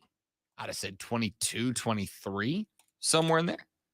I probably would have put them ahead of Arizona. I probably would have put them ahead of Tennessee. I probably would have put them ahead of Green Bay. That's just off the top of my head, right? So let's take a look at it real quick. Yeah, all the Green Bay receivers went to the Jets, right? So, I mean, and is Hopkins still technically an Arizona Cardinal? Nope. He is released. He gone. All right. So, yeah, I mean, I don't get it. Yeah. So here's what they have to say about the Cardiac Cats. They said, you look at this team 2 years ago with McCaffrey, DJ Moore, Robbie Chosen. Yeah, I don't. It's lonely at the end of the bench. I don't have a problem, though, with somebody deciding that they want to change their name. It really doesn't bother me at all. You lose me when you change your name to something like that. I am not calling you Meta World Peace, Ron. I'm not calling you that. No. Ocho Cinco, you're not. No. Okay. Your name is not 85. I have no problem with people wanting to change their name. I have not walked a mile in your shoes. I don't know what it is that you went through that is attached to your name that you don't want to be connected to anymore. I get it. I'm fine with that. I want to change my last name to something harder to spell. Again, fine with that. Whatever. But if you changed your name to Lonzo, the greatest producer, I'm not calling you that. No, it's not happening. I'll call you the greatest producer. You either are or you aren't. You don't need a name to, for people to. You got many awards. So now you're looking at Adam Thielen, the projected number 1 wide receiver, though I don't think he ends the season there. We'll come to that in a minute. You got DJ Chark. I'm not doing it. Just because it's in my head. I am not. I will not do it. I will not do it. See, now it's in my head again every day. Adam Thielen at 32 years old and coming off a season where he averaged less than 1.1 yards per route run, ranked 83rd out of 97 wideouts in that category that qualified. Behind him, you've got DJ Chark. DJ Chark has been a big play guy here and there, had a really good end of the season with the Lions, but the problem is, once again, lots of injuries that have stacked up, that have piled up for DJ Chark. You got Jonathan Mingo, rookie, 2nd-round pick. Terrace Marshall Jr., Laviska Shenault. Now, all of those guys are in the category of fantasy sleepers, right? I think John Mingo's got the best chance of all these young guys. I think Jonathan Mingo's got the best chance to break out and be good. I think Jonathan Mingo has a chance to be a stud, without a doubt. There are other guys that are fantasy sleepers. Now, Lonzo and I both think that TMJ could have a breakout year this year. I think TMJ could end up being one of the better red zone wide receivers in the NFL. I think TMJ could be to the Carolina Panthers what Marcus Colston used to be for the Saints. Is he a guy that's going to get you a ton of yak? No. But is he a dude that if it's 3rd and 3, you can just have him run an inside route? Mike Thomas is the same way. Run the inside slant, throw it a foot over his head, let him go up and get it? Absolutely. That makes him a red zone threat. I think he could end up being a guy that sneaks in 8, 9, 10 touchdowns this year for you if he develops. But nobody's putting TMJ on a top 20 list. What if there isn't one guy? What if Bryce spreads the ball around where there's not just where you don't go, there's just this one guy that's really good? It could happen. Yes, but at the same time, name me the list of great quarterbacks who didn't have that guy, right? Peyton had Marvin Harrison Jr., Breeze had Colston. I mean, Brady might be the only one, and even then, he had a host of short white guy receivers that were kind of his bread and butter go-to guys. See, that's kind of my point. Now, if I say Kansas City Chiefs, you're going to go Kelsey. Mm-hmm. But he's a tight end. We're talking receivers. He is he's an elite level tight end. I was going to say, name some of the other receivers on that team. Miko, who was hurt quite a bit of the season. Yeah, that's not true. Tyreek for years was that guy. You don't have to like him. Yeah, but he was that guy. But last year it didn't need him. What I'm saying is if you got a quarterback that spreads the ball around, you don't need that number one guy. You need the number one guy for one reason. You need the speed guy that the defense has to pay attention to because he will get behind you. Other than that, I think it's more of a problem to defend a team where anybody can get the ball. And the Panthers' leading receivers have been Christian McCaffrey for a couple of years. Yeah, but that's a team failure, right? That's a team failure. Is That's it? an organizational failure. Yes, that's an organizational failure. To have a guy Or like maybe that's a quarterback failure. You can say that. This is why I don't get this list entirely without the quarterback being on there because someone has to throw these guys the ball. True, but I think this is how much support does each quarterback have? Not what what a quarterback can do with these guys, but how much baseline support do they have? You can say you don't need a number one, but Aaron Rodgers did not look the same without Devontae Adams, right? You can say a wide receiver doesn't need a number one, or a quarterback doesn't need a number one wide receiver. There's a reason Cardinals fans are freaking out that D-Hop's gone. Because having an elite number one levels the field. It equalizes the defensive pressure. He really helped them win. Right, but again, do you put that on D-Hop? Do you put that on Kyler? That was my point in the first place. So this receiving core could be a lot higher, but they had, 4 different quarterbacks last year? No, I'm going to disagree with you because the receiving core that I would blame on the old quarterbacks isn't there anymore. DJ Moore's not there anymore. Christian McCaffrey's not there anymore. Robbie Anderchosen isn't there anymore. Well, the first 2 is all you really need to talk about. Those guys aren't there anymore. Would I agree with you that over the past 3-4 years, had Carolina had a Bryce Young then or a top flight quarterback, that it would have looked different? Yes, obviously.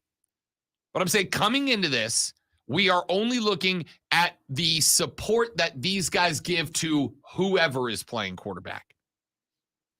There is not an elite number one receiver. This is why I've said, to me, that might be the biggest need of these Panthers. BY's got a lot of guys who are very good at finding the coverage, finding the gap, sitting down in it. The problem is they don't have, unless DJ Chark is healthy, they don't have that guy that can stretch the field vertically and open up those gaps. Those gaps only open up if you are dragging coverage vertically, stretching out the coverage. That's when those gaps start to open up. Now they got a bunch of guys, TMJ, Shi Smith, Adam Thielen, LaVisca, all these dudes are great at wiggling their way into those coverage bubbles and then being good possession and yak guys, but there's nobody to stretch the field vertically, which means teams don't have to be as concerned over the top. I'm sending one guy with DJ Chark until he starts getting it done before I stretch the field. And if that's the case, now I got to lean on what can John Mingo do? What can TMJ? What can Shai? What can Chenault? What can Thielen do when they're actually running into a compacted defense? And the answer is, I'm afraid not much. You're saying all that, and then Bryce Young's just going to throw it to the tight end. Hey, the reason that I am optimistic here is Hayden Hurst. I have been telling y'all, and I'm going to stand by this until I'm wrong. The most important non-draft acquisition in Carolina Panthers offseason this year was Hayden Hurst.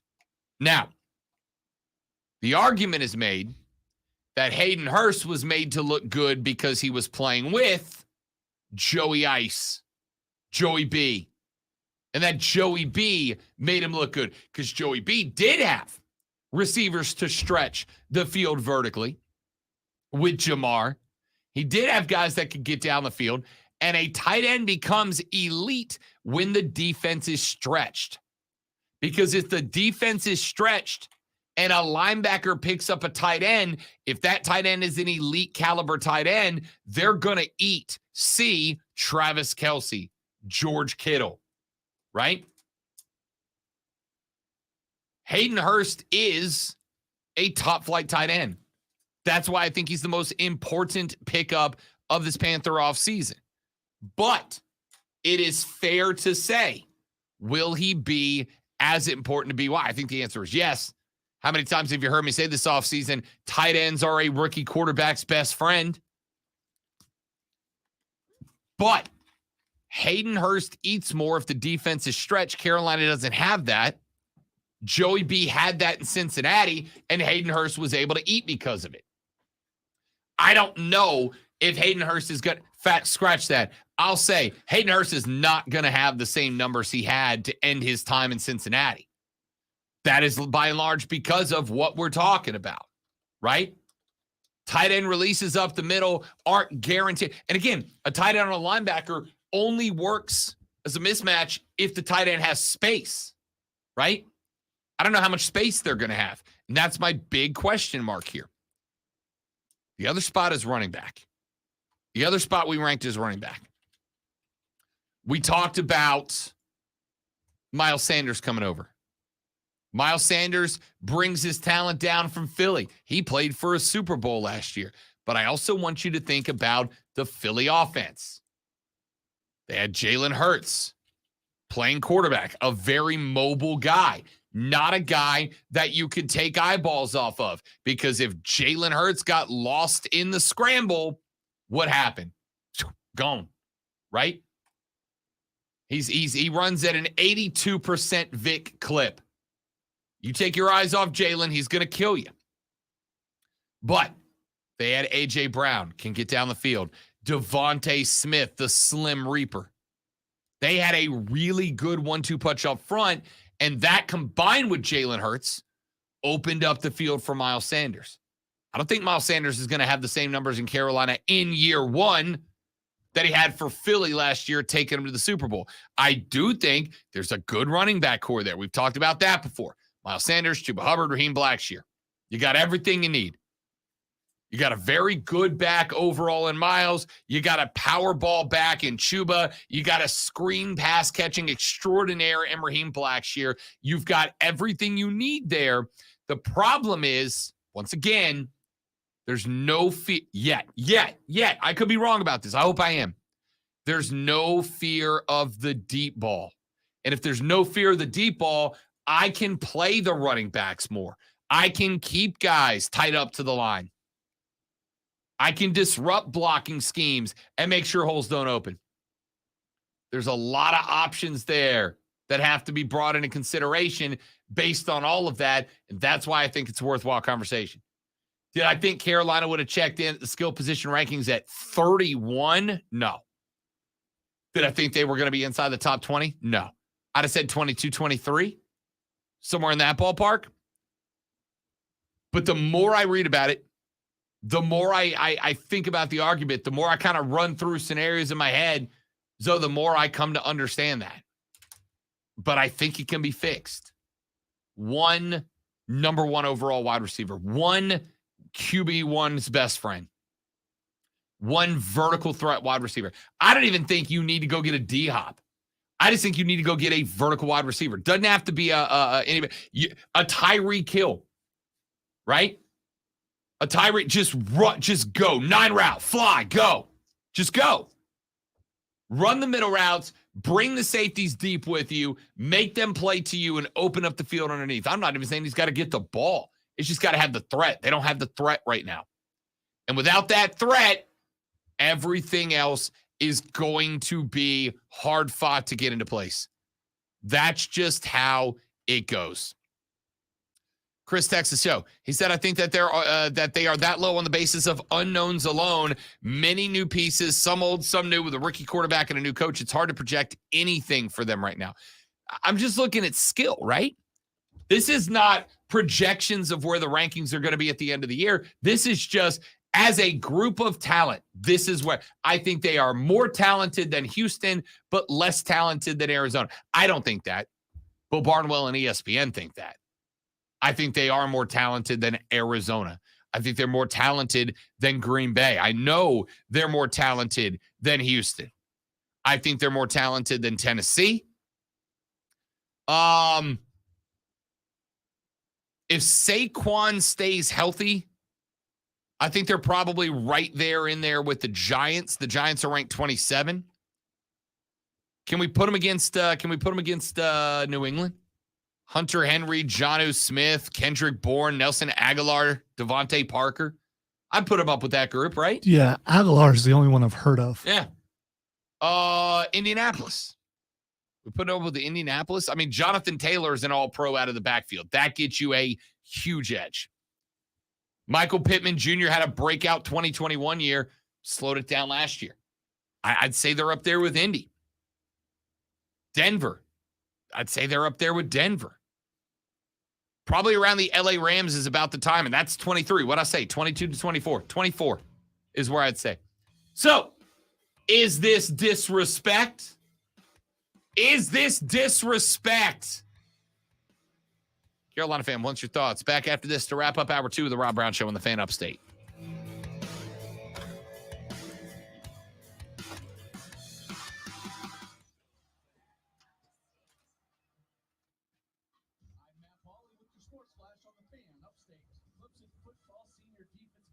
Williams is no longer with the program. That's according to TigerNet.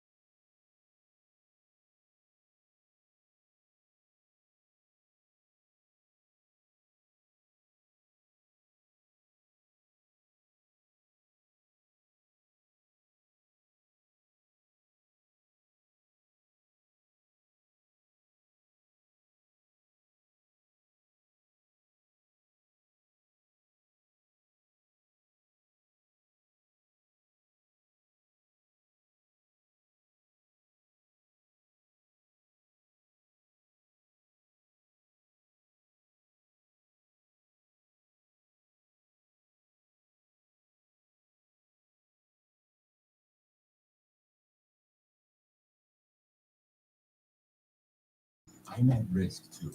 If you're 19 or older with chronic conditions like asthma, diabetes, COPD, or heart disease, or are 65 or older, you are at increased risk for pneumococcal pneumonia. Ask your doctor or pharmacist about Prevnar 20, pneumococcal 20-valent conjugate vaccine, a vaccine that can help protect you against pneumococcal pneumonia in just one dose. Even if you've already been vaccinated with other pneumonia vaccines, Prevnar 20 may help provide added protection. Prevnar 20 is approved for adults to help prevent infections from 20 strains of the bacteria that cause pneumococcal pneumonia. Continued approval may depend on a supportive study. Don't get Prevnar 20 if you've had a severe allergic reaction to the vaccine or its ingredients. It's not a gimmick, it's a way of life, James.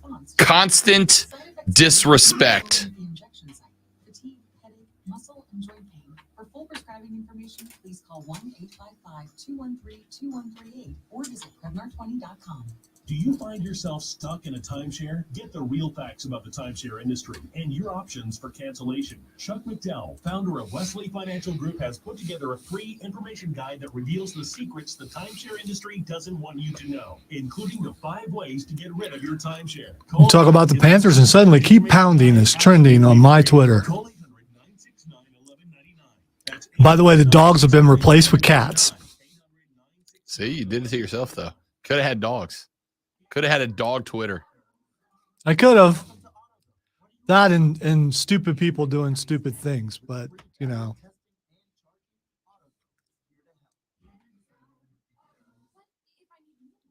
We have the right batteries right here at America's #1 battery destination.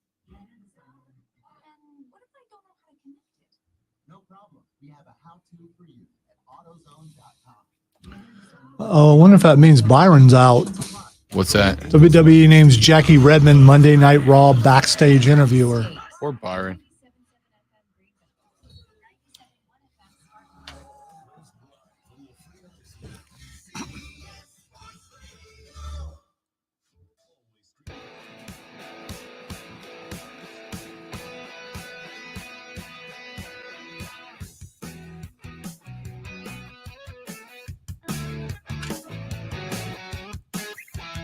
The Rob Brown Show rolls on, wrapping up our Numero Dose. If you want to be a part of the show, now's a wonderful time to do it. 71307. Start your text with FAN, F-A-N. Tweet us at The Rob Brown Show, at Lonzo on Word, or you can get at us, at everybody, at The Fan Upstate, at The Fan Upstate. I want to hit real quick one more time on something I said back in hour number 1. Y'all, do me a favor. If you can, please support youth sports, man. Please support youth sports. I try to do what I can. We do stuff with First Tee of the Upstate. I am actively working on getting involved with some of the little leagues in the area. Shout out to guys like Mike Stathakis who are going above and beyond in doing that. In fact, got them a tournament out at Furman's Field not too long ago. The kids got to play on a college field. It was great. Last night I sat in a bar watching LSU v Florida, watching Atlanta and the Twins. And Marcelo Zuna went yard. Told this story earlier. Say it one more time and then I'm done with it for the day. These kids were sitting at this table and they were just loving baseball. They were just loving baseball. I think a lot of us, when we get older, we still love the sport, still love the game. But I think we kind of lose that love of just the game, man. And it's so good to see. It really is.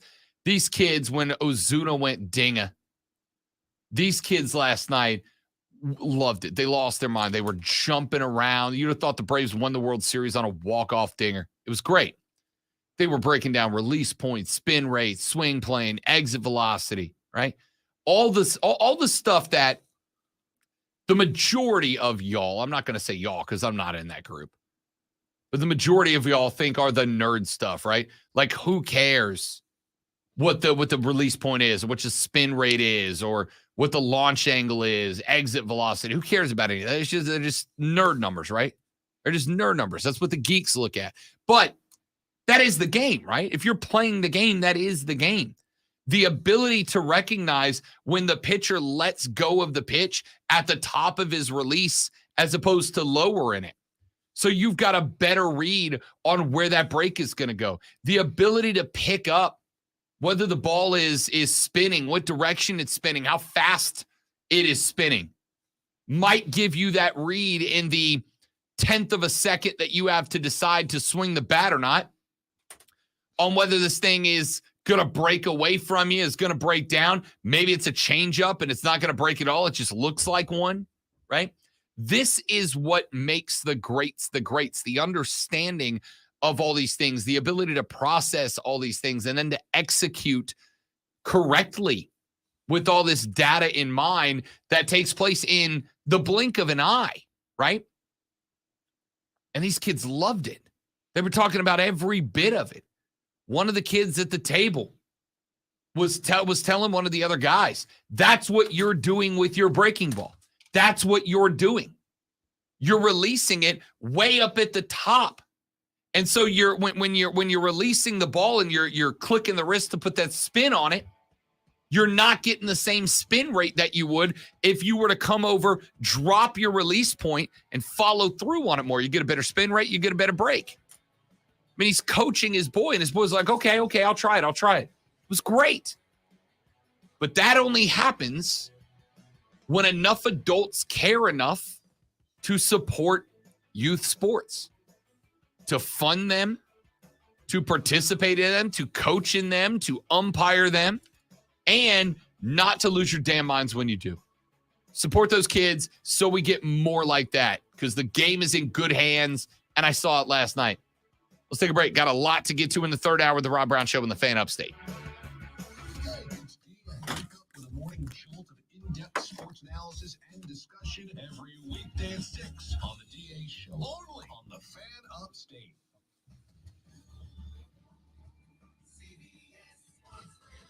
Sports Flash. Sponsored by Progressive Insurance. Sponsored by Progressive. Save when you bundle motorcycle, RV, and boat insurance. Visit progressive.com. LSU got rocked on Sunday, 24-4. They responded by returning the favor last night, 18-4 over Florida, and the winner-take-all Game 3 to win their 7th national championship. LSU wiped out an early 2-0 deficit with a 6-run second inning. That was only the beginning. The runs kept coming until they finished with the most in a title game since 1998. Their 14-run margin was the largest ever in a final, and their 24 hits, most ever in a men's college World Series game.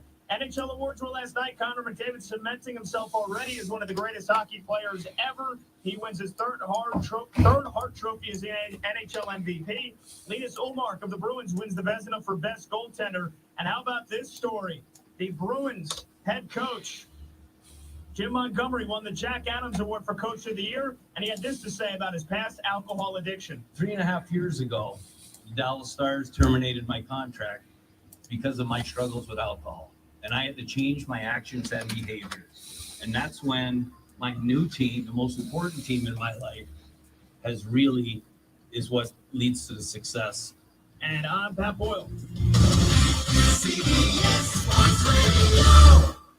Diabetes, high blood pressure, anxiety meds, everyone's on them. If you're a 50-year-old male, maybe a bit porky, and you may even have type 2 diabetes, $1 million of term insurance may only cost you about $200 a month. Call Term Provider. Speak with Big Lou at 800-700-6898. Big Lou will find a term life policy for you even if you have type 2 diabetes, are overweight, or have high blood pressure. According to UBS Insurance, pickleball is costing Americans nearly $400 million in medical charges annually. Is this because old people going, yeah, I could do that? Yep, that's exactly what it is. In the note, UBS highlighted certain demographic figures to back up their claim that pickleball could be contributing to the rise in healthcare costs, including seniors make up about 1/3 of the 22.3 million people expected to play pickleball this year. And pickleball players tend to have high incomes, with nearly half bringing home more than $100,000 annually. They then looked at pickleball injury data, which shows injuries tied to the sport amongst players 60 years and older have been rapidly increasing for years, and the sport has become, quote, an increasingly important cause of injury, end quote, for seniors. UBS predicts pickleball will lead to 67,000 emergency department trips, 366,000 outpatient visits, 8,800 outpatient surgeries, 4,700 hospitalizations, and 20,000 post-acute episodes among seniors. So what's the solution? You want to tell old people, hey, stop playing, stop getting out there and exercising? I don't tell anybody what to do or what not to do.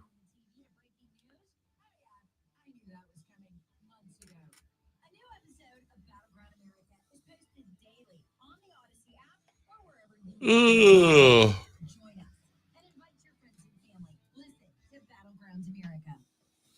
Making a difference in the lives of children and families brings a feeling of satisfaction that is unmatched. You may be just the person to help them to a brighter tomorrow. Answer the call and learn more about becoming a child welfare case manager at pss.sc.gov. There, you will find qualifications needed and information about salary and benefits available. This message is sponsored by the South Carolina Department of Social Services. Hi, I'm Henry Winkler. My eyes are very important to me. My eyes connect me with things I love. I loved my late father-in-law, Jim. He always lit up a room, but his vision dimmed with age. He had age-related macular degeneration, or AMD. And since partnering with Apellis, I've learned there's an advanced form of the disease called geographic atrophy, or GA. His struggle with vision loss made me want to help others know about GA's warning signs. For some, straight lines seem wavy, like when looking at a door frame.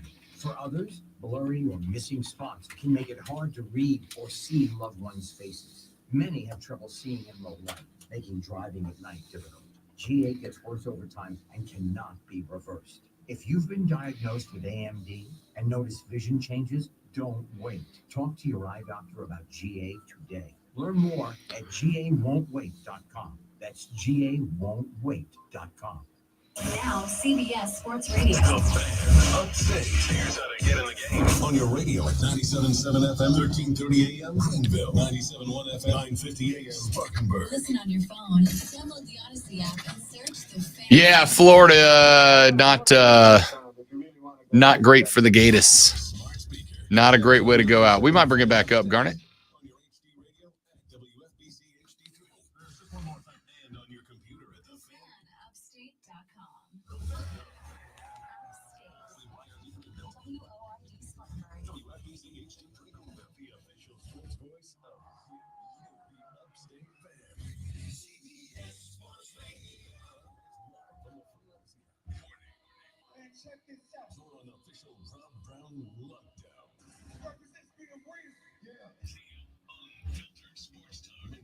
Locally for the Carolinas. This is the Rob Brown Show. The Fan Upstate.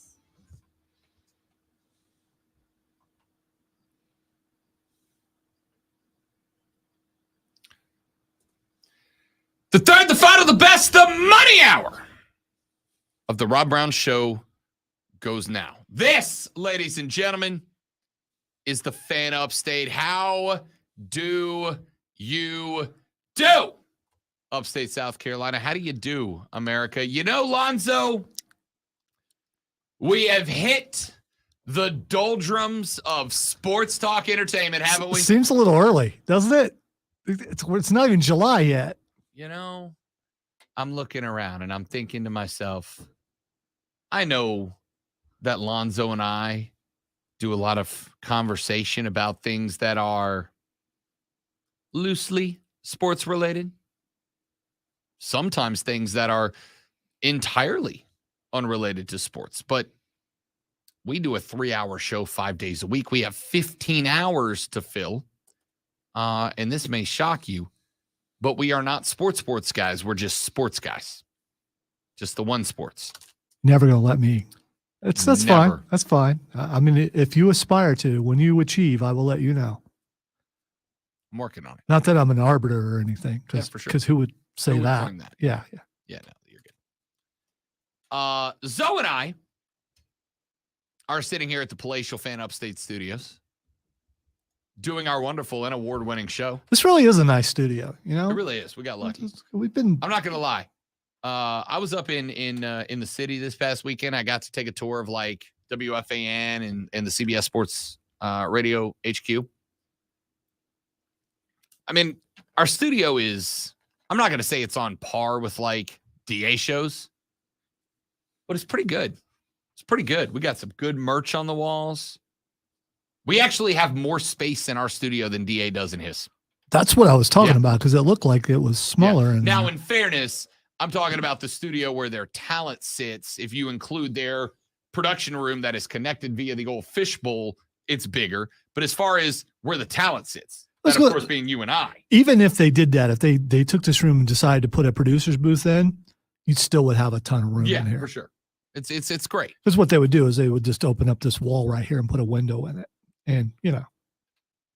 So we're sitting here in our palatial fan upstate studios doing our wonderful award-winning show, which we are, fingers crossed, doing our best to add another to this year. And as we do, I look up at the old television. And, of course, one of the major broadcasting outlets has on said television a round-table debate.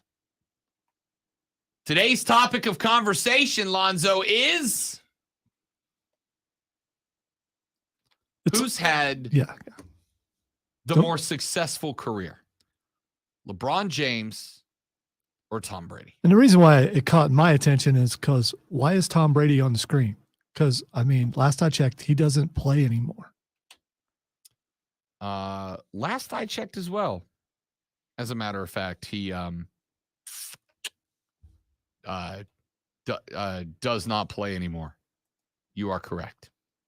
So that's the conversation happening on the 4-letter. More successful career, LeBron or Brady? I'm not gonna sit here and editorialize on this because it would start and end with, I don't get it, guys. I don't get it.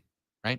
Now, I've asked you guys in the past, do you want more, here's what's actively happening in sports? Because that's the direction Lonzo and I lean, right? And not every sports show does, and that's fine. That's why there's a variety. This may be right up your alley. Yeah, other ones do nothing but a bunch of hypotheticals. Yeah. This is something for somebody. It's just not this show. Anyway, will you grab me clip number 1, please, Lonzo, if you don't mind? You got here late. I didn't think you had any clips. So give me a moment. I did. You're good.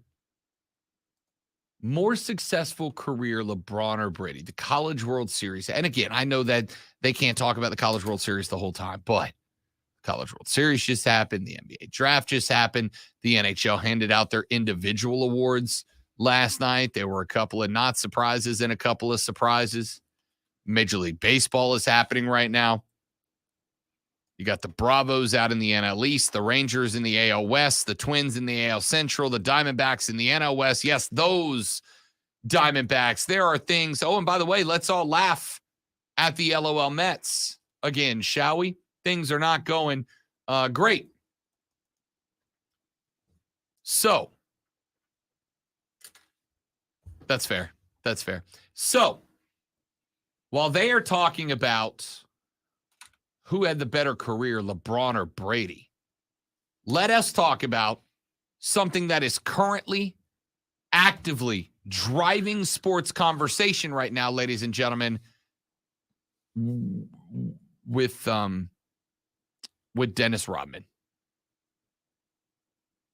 No? Not with Dennis Rodman? I didn't know if that was a cue or that's not. a cue. With Dennis Rodman.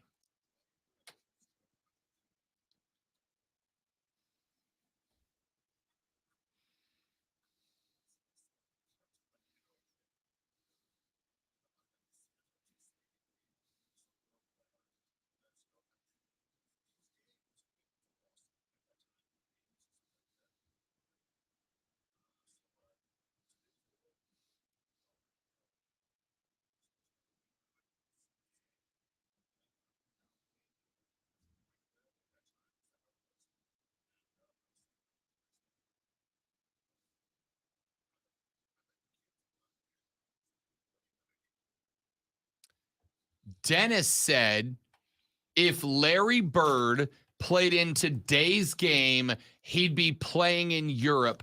I think the kid from Denver is better than him. Talking about Nikola Jokic. Now, I have 2 takes here. The first is, can we just for a second, why did what he say make whoever he was talking to laugh? I don't understand why that was that or funny at all. I mean, I assume it is because was there more to it that made the guy, I mean, is it one of those things where they were laughing the whole time, so dude was just going to laugh at anything he said? I just don't, yeah. I'm assuming, Lonzo. And were they like in Joe Rogan's studio? Because they sound like that they might have been partaking Rodman, in dude. something, and someone needs to put oil on that chair. All right, I'm done. It's Rodman guy. It's Rodman.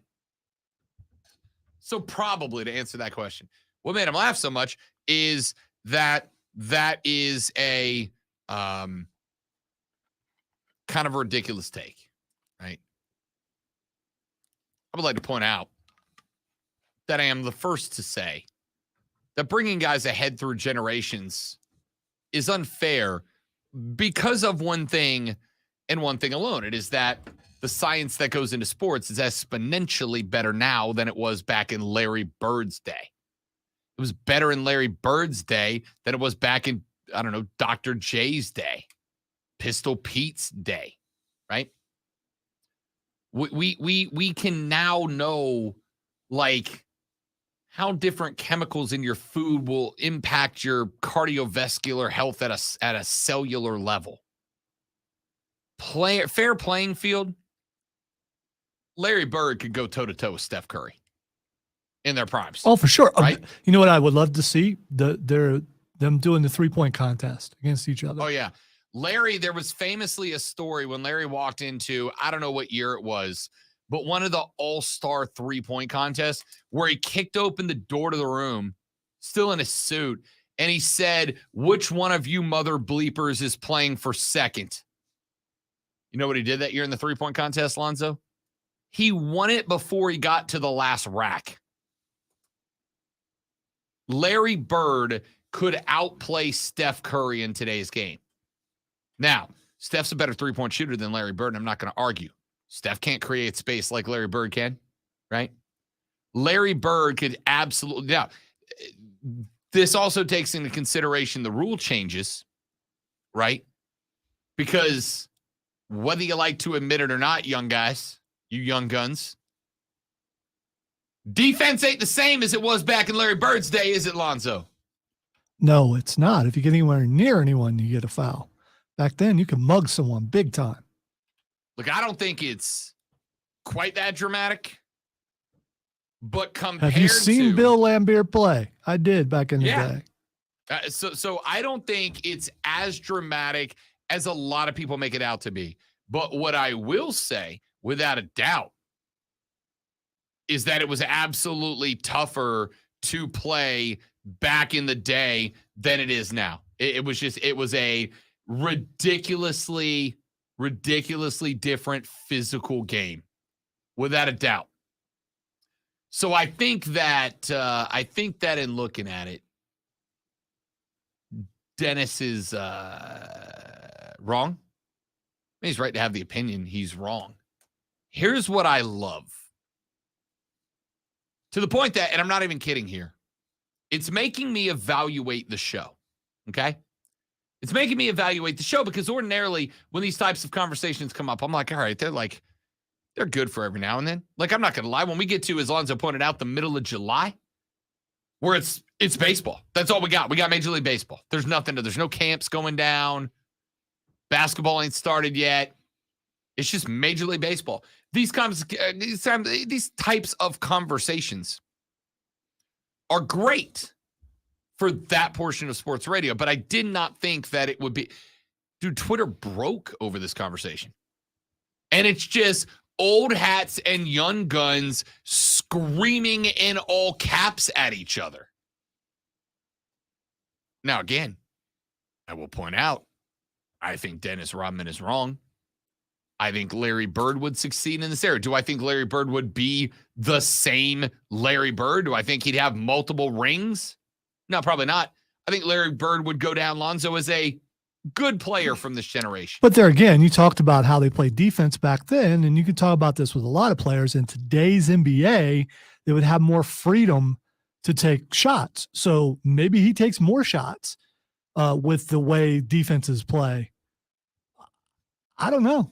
I think he could play. I think he would. I think he is like a forefather for the 3-point shot. I think without him, there is no Steph Curry doing what he does. I don't disagree. And it's that way with a lot of different playing styles. I think what makes Larry Bird successful in this league, but not great in today's league, is that he would not be in his prime nearly as athletic as most of the guys are, right?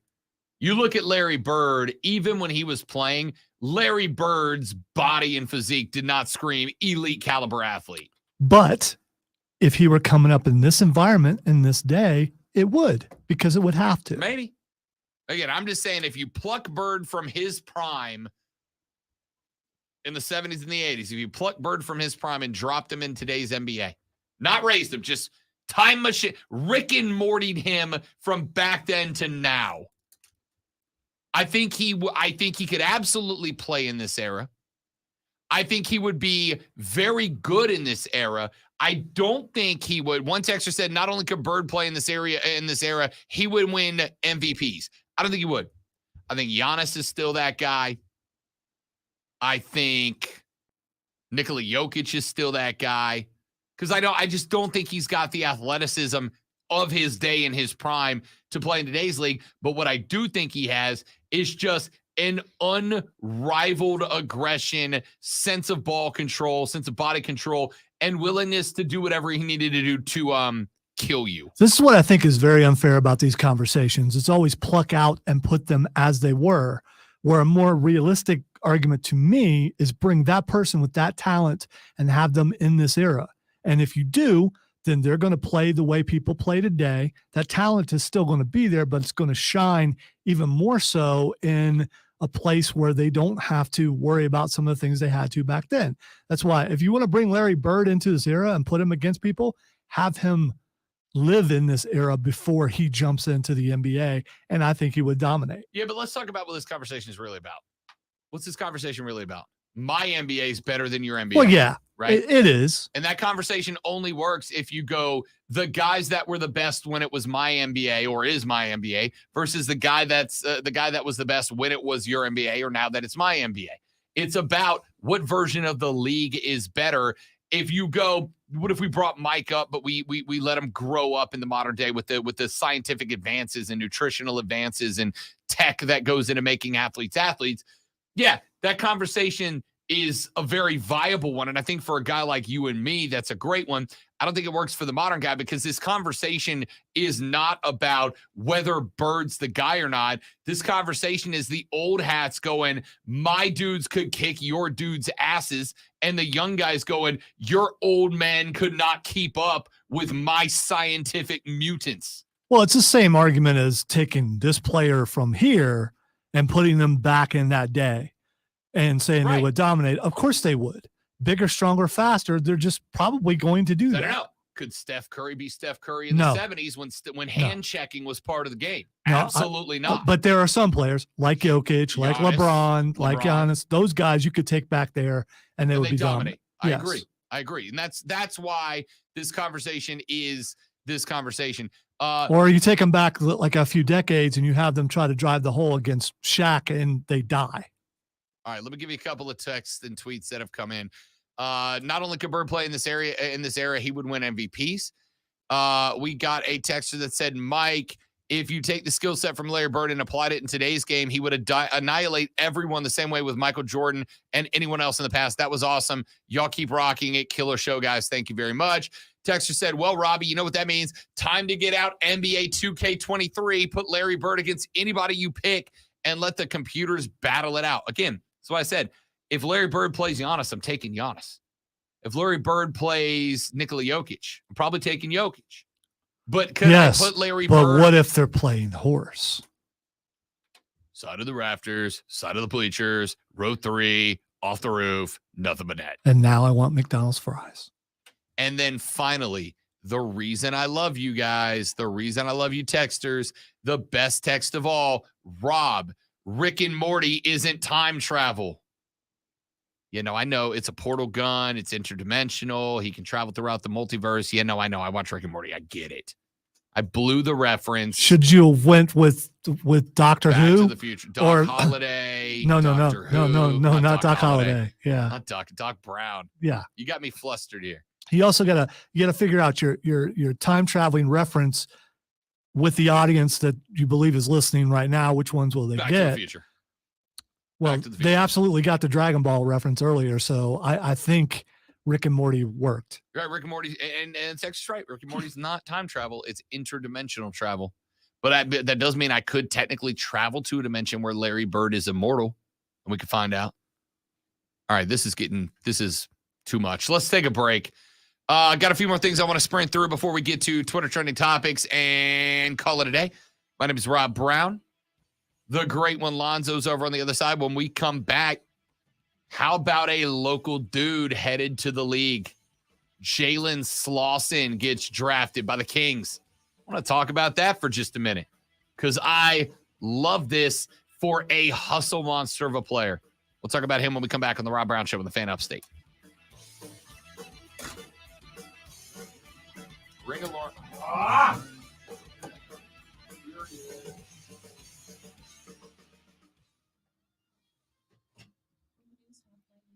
Rob probably has a DeLorean, Kevin. It's like a spare vehicle. Might be his grocery store vehicle.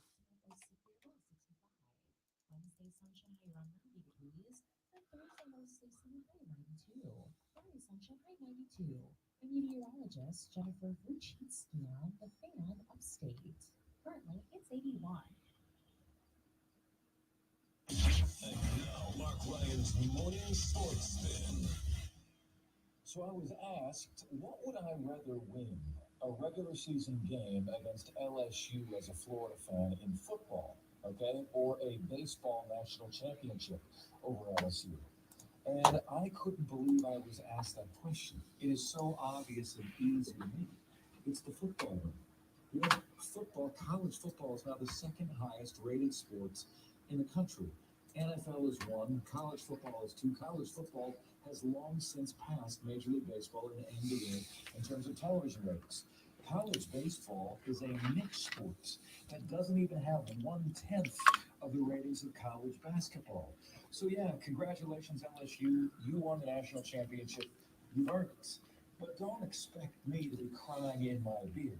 It's a niche sport. That's all it will ever be. I'm Mark Ryan. Friends with Mark Ryan this afternoon, 3 to 7 on The Fan Upstate. 97.7 FM Greenville, 97.1 FM Spartanburg, and on the Odyssey app.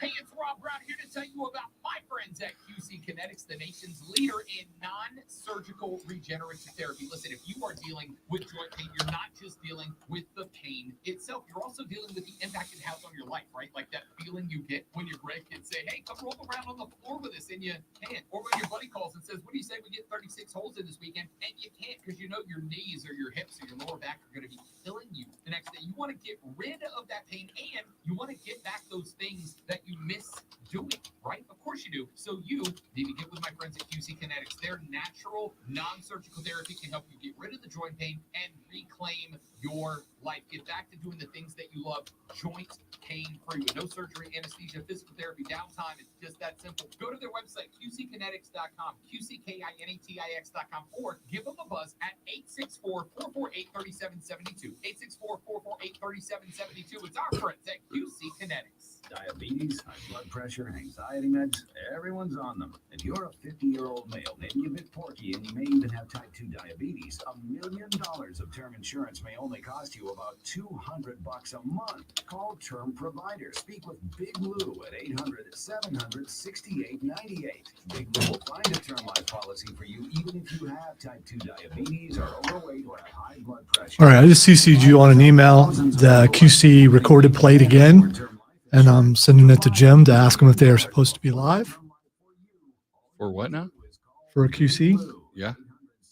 You recorded live played again as opposed to live. So I just sent him an email. I CC'd you on it. It's probably just a Traffic error. Yeah. Remember, Big Lou's like you. He's on meds too. Call 800-700-6898. 800-700-6898. The TTI Tool Sale is back this week only. Top brands and huge savings on power tools, floor care products, and Power tools. Wednesday through Friday, 9 to 6. While supplies last. Located off exit 96 in Gaffney at 34 Commerce Drive. Credit card only, no cash accepted. Sponsored by Blindster.com. Hi, I'm Kyle at Blindster.com. So, Since 2010, Thursday on TNT at 6:30 p.m. Do you know what's happening? Thursday. It's okay if you don't. Steph Curry and Klay Thompson Oh, the match. versus Patrick Mahomes and Travis Kelce. I'm watching that. 100%. I'm watching that. That's gonna be fun. I probably will watch it. gonna be super I've watched bits and pieces of It's gonna be these too, but That's gonna be fun. how are they going to? It's TNT. Are they allowed to curse on TNT? I don't know. It'll be in the no is the answer. Well, they got to won't. keep. They got to keep All Kelsey. those guys are image friendly. Well, no, Kelsey's the one I'm worried about. Keeping Kelsey in check as far as that goes. They win a trophy. Don't let Mahomes hold it.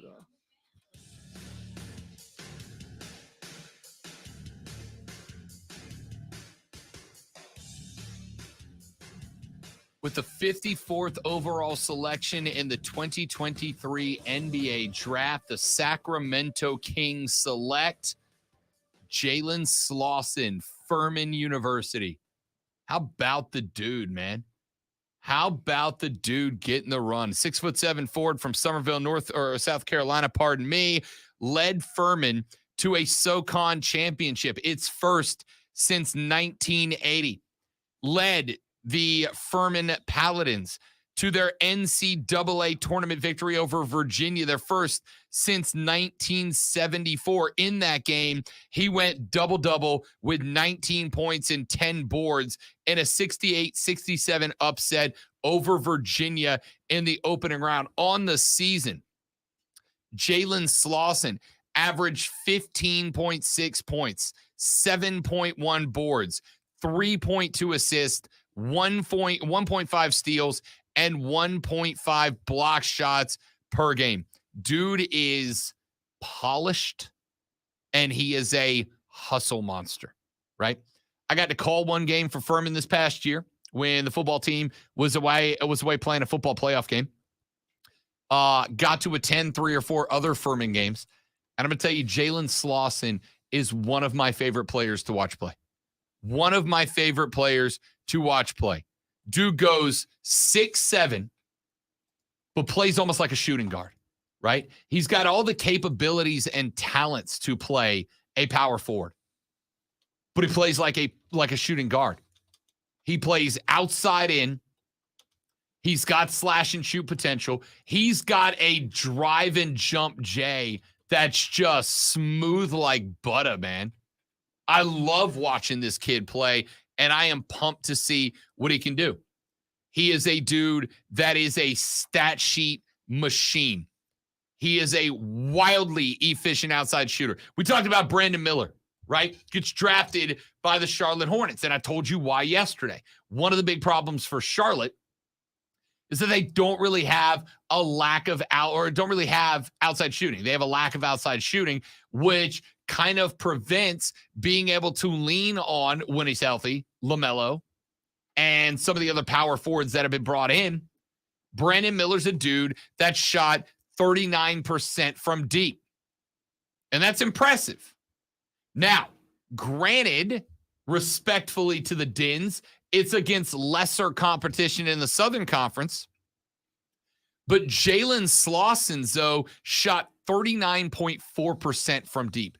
Better than Brandon Miller. Again, Southern Conference versus the SEC. Little bit less athleticism down at that level, D'ing Slauson up. But I don't care who you are. Playing college ball, even in a mid-major, getting 40% from deep, there's something to be said for that.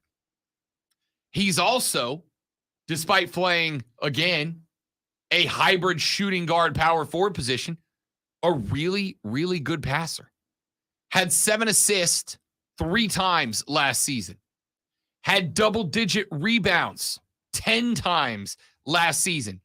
He shot 55% from the floor, 77.5% from the foul line, including 9 for 10 in the NCAA tournament.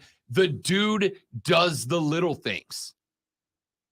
And the fact that he does the little things is what makes him so impressive. But I'm going to tell you the thing that I loved about watching Jalen Slauson play the most. Jalen Slauson has got it upstairs. The dude gets the game. The dude sees the game. The dude understands the game. He comprehends the game, and he executes the game with that data quickly, right? We were talking at the end of the last hour about how a lot of people kind of dismiss those of us who get into the nerdy side, the sciencey side of sports, right? Those of us who like to look in baseball at spin rates and exit velocities and swing planes, et cetera, et cetera. Those of us in the world of basketball who like to compare a dude's shot percentage when he's open versus the single versus the double team. Because, hey, if you see a guy's shooting percentage drop significantly versus the double team, as opposed to when he's D'd up one-on-one, if you're a coach, you can look at that and you can start to build around that, right? I can look at that and I can build around that. I can build a defense based around that. All right, when so-and-so's on the ball, we're going to rotate help side to create double teams. We're going to try to trap him in the corner because he's bad against the double team and shut down his exit avenues, right? And if you can do that, you just gave yourself an advantage that you only get based on being a dork who gets the numbers, who gets the analysis, who gets the science behind it all. That's when it gets great, man. That's when it gets great. Jalen Slauson does that as a player. Jalen Slauson understands that as a player. Jalen Slauson sees the court open up. I watched them play Wofford in a SoCon matchup and watched late in the game in a spot where Jalen Slauson saw what Wofford was trying to do. They were trying to create a trap at the half court, right? They were in half court press, but they had pulled it back to around the three-point line. And once they got back to around the three-point line, when Furman would bring the ball across half court, it was just a bulldog attack. Just sprint out there, try to create the boundary with half court, use it as a defender, set up the trap. Slauson saw what they were doing off ball. So you know what he did? He ran to the top of the three-point line. Now, there was a defender sitting there. And when I saw it start, I'm like, why is he going to go? Why is he going to go right to the direction where there's already a defender? There's no exit piece there, right? You can't be an outlet there. You're effectively eliminating yourself from the play. And as soon as, I think it was Mike Bothwell, brought the floor up, brought it across half court, they brought all three of their top line defenders up. They brought two onto Bothwell to create the trap, one onto the player that was trailing with him as his exit pass. And when those three stepped up, Jalen Slauson was standing by himself at the top of the three-point line. Wide open. Bothwell threw a bounce pass right between the two oncoming defenders, ended up with Slauson. Not only did Slauson give Bothwell the exit path that this press was designed to compete with, but when they brought that press up and they had it designed that way, the bounce pass ended up in the hands of Jalen Slauson, and Slauson is now not only by himself at the top of the key with the ball, but he's also got a 2-on-3 matchup. There were two defenders that had stepped up to stop the cherry pick pass, right? But Furman had a guy in each corner, Slauson at the top of the key with the ball, and two defenders. He not only gave Bothwell the exit pass, but he created a 3-on-2 mismatch that they weren't ready to deal with. Slauson just drove. One defender moved up, dumped the assist off to the side, handed it off, easy bucket in transition, right? Jalen Slauson sees the game, knows the game, understands the game, executes the game at a very high level, and I love that. Now, as we've mentioned, Jalen Slauson got drafted at 54 because of that game against Virginia. He got drafted because he showed out in that game and helped carry Furman to a dub. If Slauson disappears in that game, honestly, he's probably not getting drafted. But in the highest pressure situation that the Furman Paladin basketball program has been in since 1980, Jalen Slauson went off. Had his day. Now, like I said, Southern Conference, lesser competition. There were a few other games that Jalen, against better competition, didn't have his best day. You go back to the NC State game against the Wolfpack. Paladin's very excited about that game. NC State walked the dog on him. In that game, 7 boards, 6 points, 4 turnovers. In the Paladins' final game, it lost to San Diego State. Now, keep in mind, San Diego State was a Final Four caliber team. San Diego State, the Aztecs, very good. Maybe the best, nope, scratch that. The best defensive team in the tournament this past year. Against the Aztecs, Slauson had 7 boards, 7 boards, 6 points, 4 turnovers against the Wolfpack. Against the Aztecs, 8 points, 2 boards, 4 turnovers in that one. So how did he get there? It was the game against Virginia where he put himself on the radar. It was the constant and consistent numbers in the rest of the Southern Conference tournament. And it was the fact that checking in at 6'7", checking in the 220 neighborhood, he has got not only the size to compete in the league, but he's got the strength. He was able to guard the post in mid-major conferences. It's going to be difficult in the NBA, right? 6'7's a shooting forward in the NBA. It's a small power forward in the NBA. But the fact that Slauson was able to guard inside and outside means you can trust him with help side defense if you're Sacramento. I love this pick. Now, the Sacramento Kings this year, and here's why the second reason I love this pick. The Sacramento Kings this year found something, right?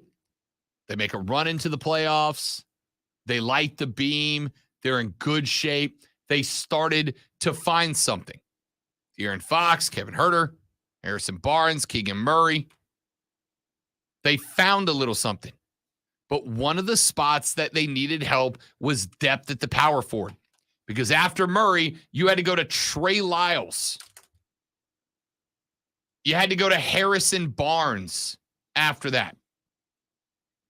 I got respect for these guys, but they didn't provide the depth specifically offensively that Sacramento needed in order to light the beam and move further on in the playoffs. Now, again, they ran up against a buzzsaw, but they didn't have the depth from the shooting forward and the power forward position that I think that they would have needed to make a deeper run. They got bounced by Golden State, but remember, took the Dubs to 7. Now, of course, the Dubs got bounced the next series by the Lakers, who also had a history run. Nobody expected that out of LA. But they were close. And frankly, I think Sacramento probably gives LA a better series because how did you beat LA this year? Physicality, right? Physicality, get up in the face. That's Jalen Slauson's game. Provide support as probably the backup power forward. Provide a little bit of depth at that number 4 spot. And if you can get that going and then open up the offense a little bit as well, you're going to be in a good spot. And I think that is exactly why Sacramento brought Jalen Slauson in with that 54. I love this pick, dude.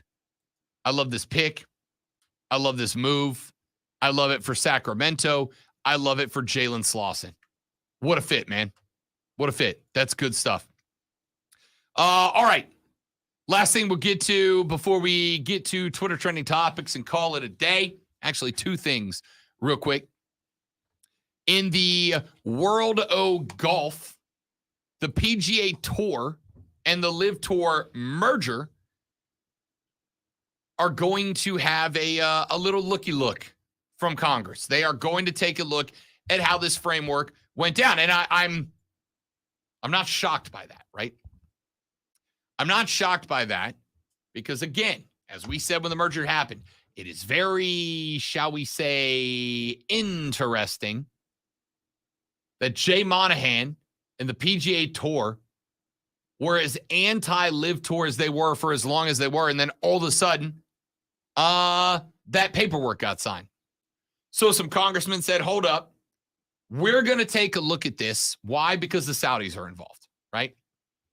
Because the Saudis are involved. Because this, now that the Saudis, as Jay Busby of Yahoo Sports told us a couple of days after that happened, the Saudis are, I'm going to use Phil Mickelson's words, some scary mother bleepers. And they are. There's no doubt. They're also, I think what most of us would consider, a hostile government to the United States of America. Now, the Saudis all but outright own professional golf. They all but outright own it. And considering professional golf is centered in the United States of America around the PGA Tour, the most prestigious tour on planet Earth, because it is centered around that, they now have a foot in the door here. And Congress wants to make sure. Well, we have found out that the 5-page agreement signed by PGA Tour Commissioner Jay Monahan, DP World Tour CEO Keith Pelley, and PIF Governor Yasir Al-Rumayyan, I don't practice, that forms the new entity has been turned over. Proofreadings for noobs. Yeah, who does that?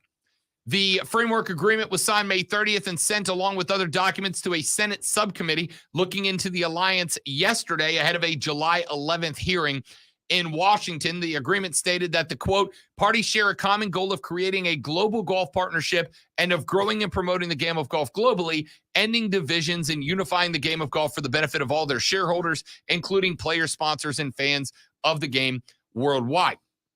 Now, ESPN did obtain a copy of that framework agreement. They say that details of the final agreement are still being worked out and that once completed, it will need approval by the PGA Tour Policy Board, which is why this is interesting, because Congress is going to get their hands on it first.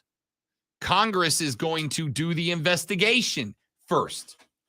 I'm not saying that Congress can or cannot step in and go, no, X-nay on the off gay. We're not letting this happen. I don't know if they have that power or that ability, or if they would give it to themselves. But I do find it interesting that they could release their findings. Hey, look, we're not good with this. Saudi gets too much control. You've opened the door into the U.S. for a hostile power. Like, we're not good with it. And then the PGA, they're not going to. There's too much money involved. But the PGA could basically back out at that point. We're going to keep an eye on this because I think there might be more to this than just 2-3 day investigation by a subcommittee and then we're out. There might be more to this. We'll talk about that later.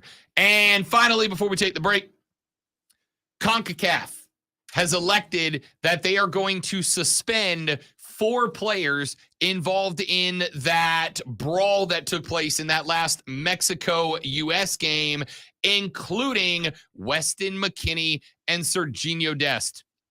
Montez and McKinney received 3-match suspensions. Arteaga and Dest were suspended for 2 matches. The suspensions are in addition to the automatic 1-game suspension each player received after getting that boot. CONCACAF announced the additional suspensions. The Gold Cup games do count towards that suspension. Both players are not on the USMNT roster, will be eligible for the Nations League in the fall when it rolls around. So that's the good news. The American players won't actually miss any matches because they're not on the Gold Cup rosters.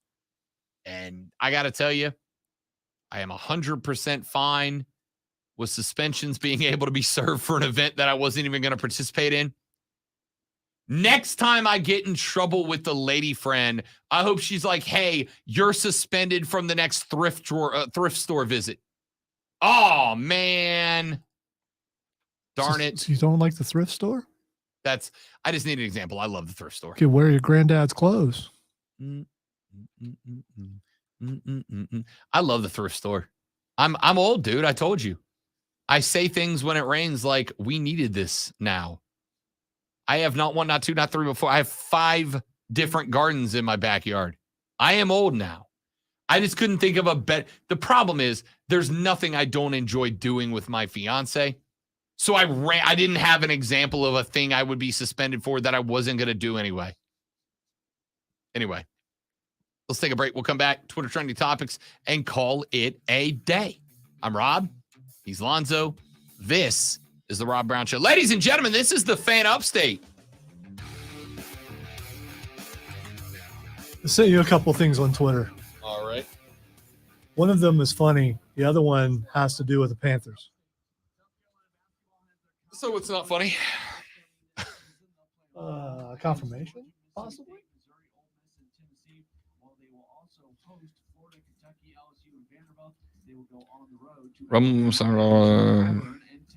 Grandparents race. Watch it. Oh, man down. Oh, another one down. Wow. You know, I got the bum wheel How going many right. injuries come out of that? I got the bum wheel going right now. They get this thing taken care of. I got that, right? I mean, you know.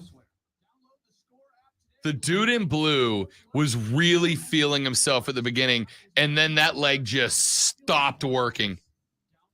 You know what? Yeah. You know what? We're putting this on the stream. Ladies and gentlemen, we're going to grace you with this video that Lonzo just found for us because I just feel like your lives will all be better for it. This is Auburn, Washington's first ever grandparents race. I actually know this track. They do a lot of funny races here. Okay. This is where they do the dachshund races every year. Okay. It's the same track, yeah? They held their first ever grandparents race this weekend at Emerald Downs Racetrack. Make sure you mute the video. When you put Done. it up. All right. No, the video of the, I of the did. race. I'm going to bring this up. We're going full screen with this, ladies and gentlemen, because it's unbelievable. All right. Here we go. Grandparents race. Now, I'm going to tell you, there's about 4 to 6 grandparents in all these stalls, right? So this is not like 6 grandparents. This is a lot. So here we come hot out of the gate.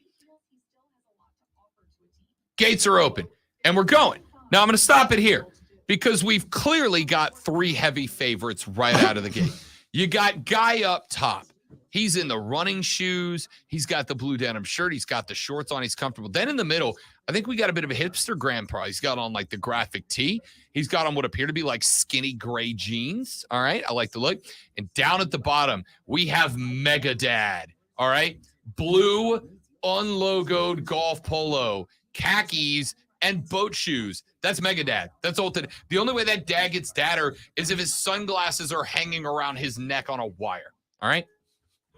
3 favorites out the gate. Got a few more in the background, but clearly nobody's a competitor. So here we go, and bam, down goes hipster dad. Gray pants dad just eats it. Those pants are they're just too tight for running. They absolutely are. I will tell you, I've been converted into not a full-on skinny jeans guy, but a thin leg guy, right? I'm a narrow fit guy now. You can't run it. Way too restrictive. No way.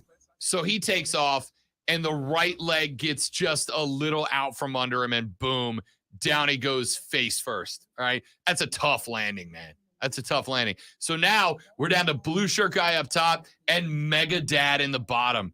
Those are your 2 contenders. We got a couple. We got green guy in the middle. We got the lady down on the bottom left. Like, they're working on it. But these are your favorites. And then look at the spill of the dude at the bottom, man. Watch the spill of Mega Dad. The leg right there overextends. The leg just stops. The left leg gives, and he is done, dude. He is hurting. I bet he lost some skin on the face on that too. I mean, because right down on it. Look at that left foot. The right leg ends up with all the weight on it because the left leg slides. You can see the left foot slide, right? The left foot slides. He can't get the weight on it. The right leg gets all the weight. The left leg can't get out in front of him. But I want you to watch the lady in the black shirt, Lonzo. Look at the move here. Just whoop! That's wonderful athleticism from the lady in black. She was a big-time underdog. She came out of the gate with a bad start on the outside, and once blue shirt guy goes down, once Mega Dad eats it, I'm going to back it up so we can see gray shirt guy. Gray shirt guy, blue shirt guy, she hits the little jump step to the left. I thought she was going to have something for blue shirt dad at the top, but there was just nothing there. She got out of, if she gets out of the gate with a better start, right? Watch her start out of the gate. Right out of the gate. Blue shirt. So chances shirt. are, like you said, there are multiple people in each of those stalls. Somebody was in front of her. You know, so, I think Mega Dad was in the same. Let's see if we can find out. All right, there's the gate open. All right, Mega Dad comes out of the bottom gate. Gray and blue shirt dad. Gray shirt dad out of gate 5. Blue shirt dad out of gate 3, I think. No, she's not. She's the first one out of her gate. She just got a bad jump. So she gets a bad jump. Gray shirt dad, blue shirt dad. She hits a little jump cut. But if she doesn't have to have jump cut, she might catch light blue shirt dad. That's a wonderful race. Outstanding effort from all participants.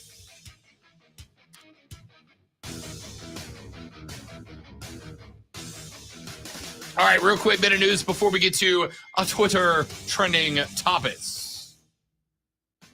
Lonzo sends me a note from Kleeman.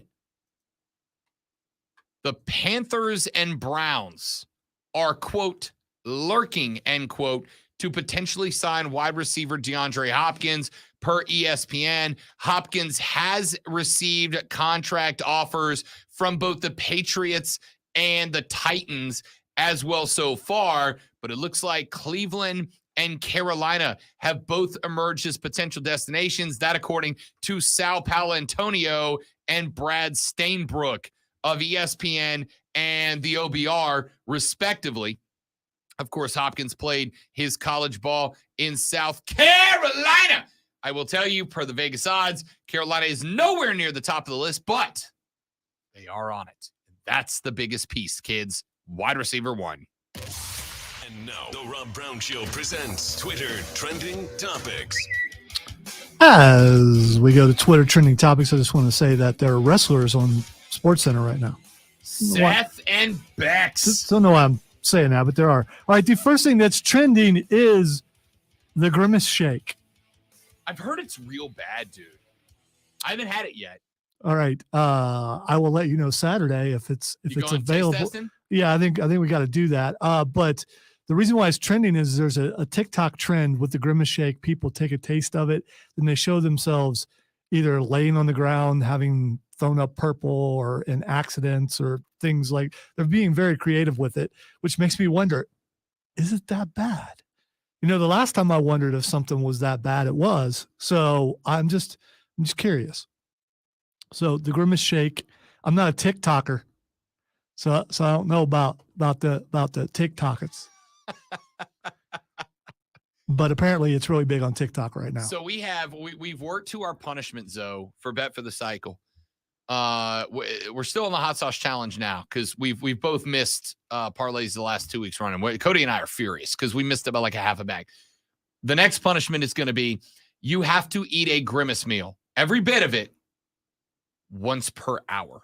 Yeah, that's gonna. I mean, somebody's puking, right? Yeah, well, I don't know. Somebody's puking. I don't know. You got to go Big Mac, 10 nuggets, large fries, Grimace Shake. You got to do that every When you hour. say large, you mean the like 25 potato large or large fry, man. Okay. Whatever they give you when you say A large fry is pretty large. I mean, you got to go Big Mac, 10 nugs, large fry, Grimace Shake, one time every hour, all 4 hours. For the record, we have got to win because that might actually kill Cody Decker.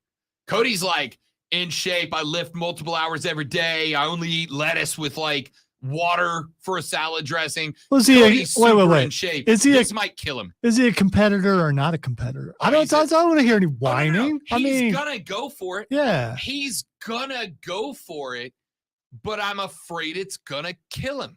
All right, this kind of goes along with this. It doesn't, but it works. Next thing is trending is high calorie people. Yes. So the trend now apparently, instead of calling people sturdy or fat, you call them high calorie. There goes a high calorie person. Listen, I don't know, man. Just you don't need to be mean to people for being fat. But also at the same time, let's not pretend that like being fat is like what makes you a good person or not. It's not. Well, and it doesn't happen overnight. It takes a while. You don't look in the mirror and go, "Oh no, what just happened?" Yeah, I know. Yeah, it just it's. Yeah, I'm painfully aware. So anyway. And for the record, Zoe and I are both sturdy. Yes, we all are. right? We are. I'm not offended by being called fat because I am fat. I just am. I am not skinny, but I'm not as fat as I once was. So I mean, there's always that. The next thing that's trending is Hard Knocks. So I actually wanted to get this earlier, and I didn't. We'll do it tomorrow. Looks like the New York Jets are going to be strong-armed by the league. They don't want to. They don't want to do it. Nobody wants to do it. That's the problem. There were like 6 teams eligible. They asked all of them. None of them wanted to do it, which means if nobody wants to volunteer, the NFL is going to pick somebody, right? It's like when the plane overfills itself. We're going to offer some money, but if nobody takes it, somebody's getting picked to lose the lottery. The Jets are likely going to, and why wouldn't they be, right? The Rodgers thing makes them compelling. Ladies and gentlemen, that's all for us. Thank you very much for being here. Hope you enjoyed the show. We'll be back tomorrow to do it all over again, but better. I'm Rob Lonzo. This was the Rob Brown Show on the Fan Upstate. Later, brother.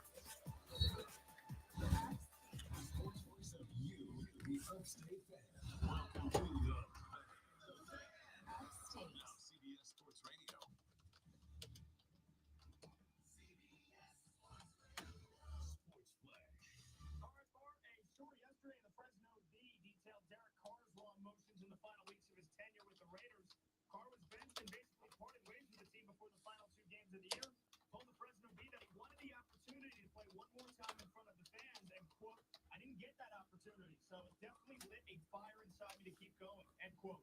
Carr said he knew it was over when the whole situation made his wife cry. Now he's getting ready for year 1 with the Saints. Other NFL news, the Jets have commanded a lot of headlines this offseason after landing out Aaron Rodgers. I mean, if you're determined, it's a hard thing to, but if you really want to get the job done, and you see the picture? There it is. It's smaller over here. That's not real. Oh, man.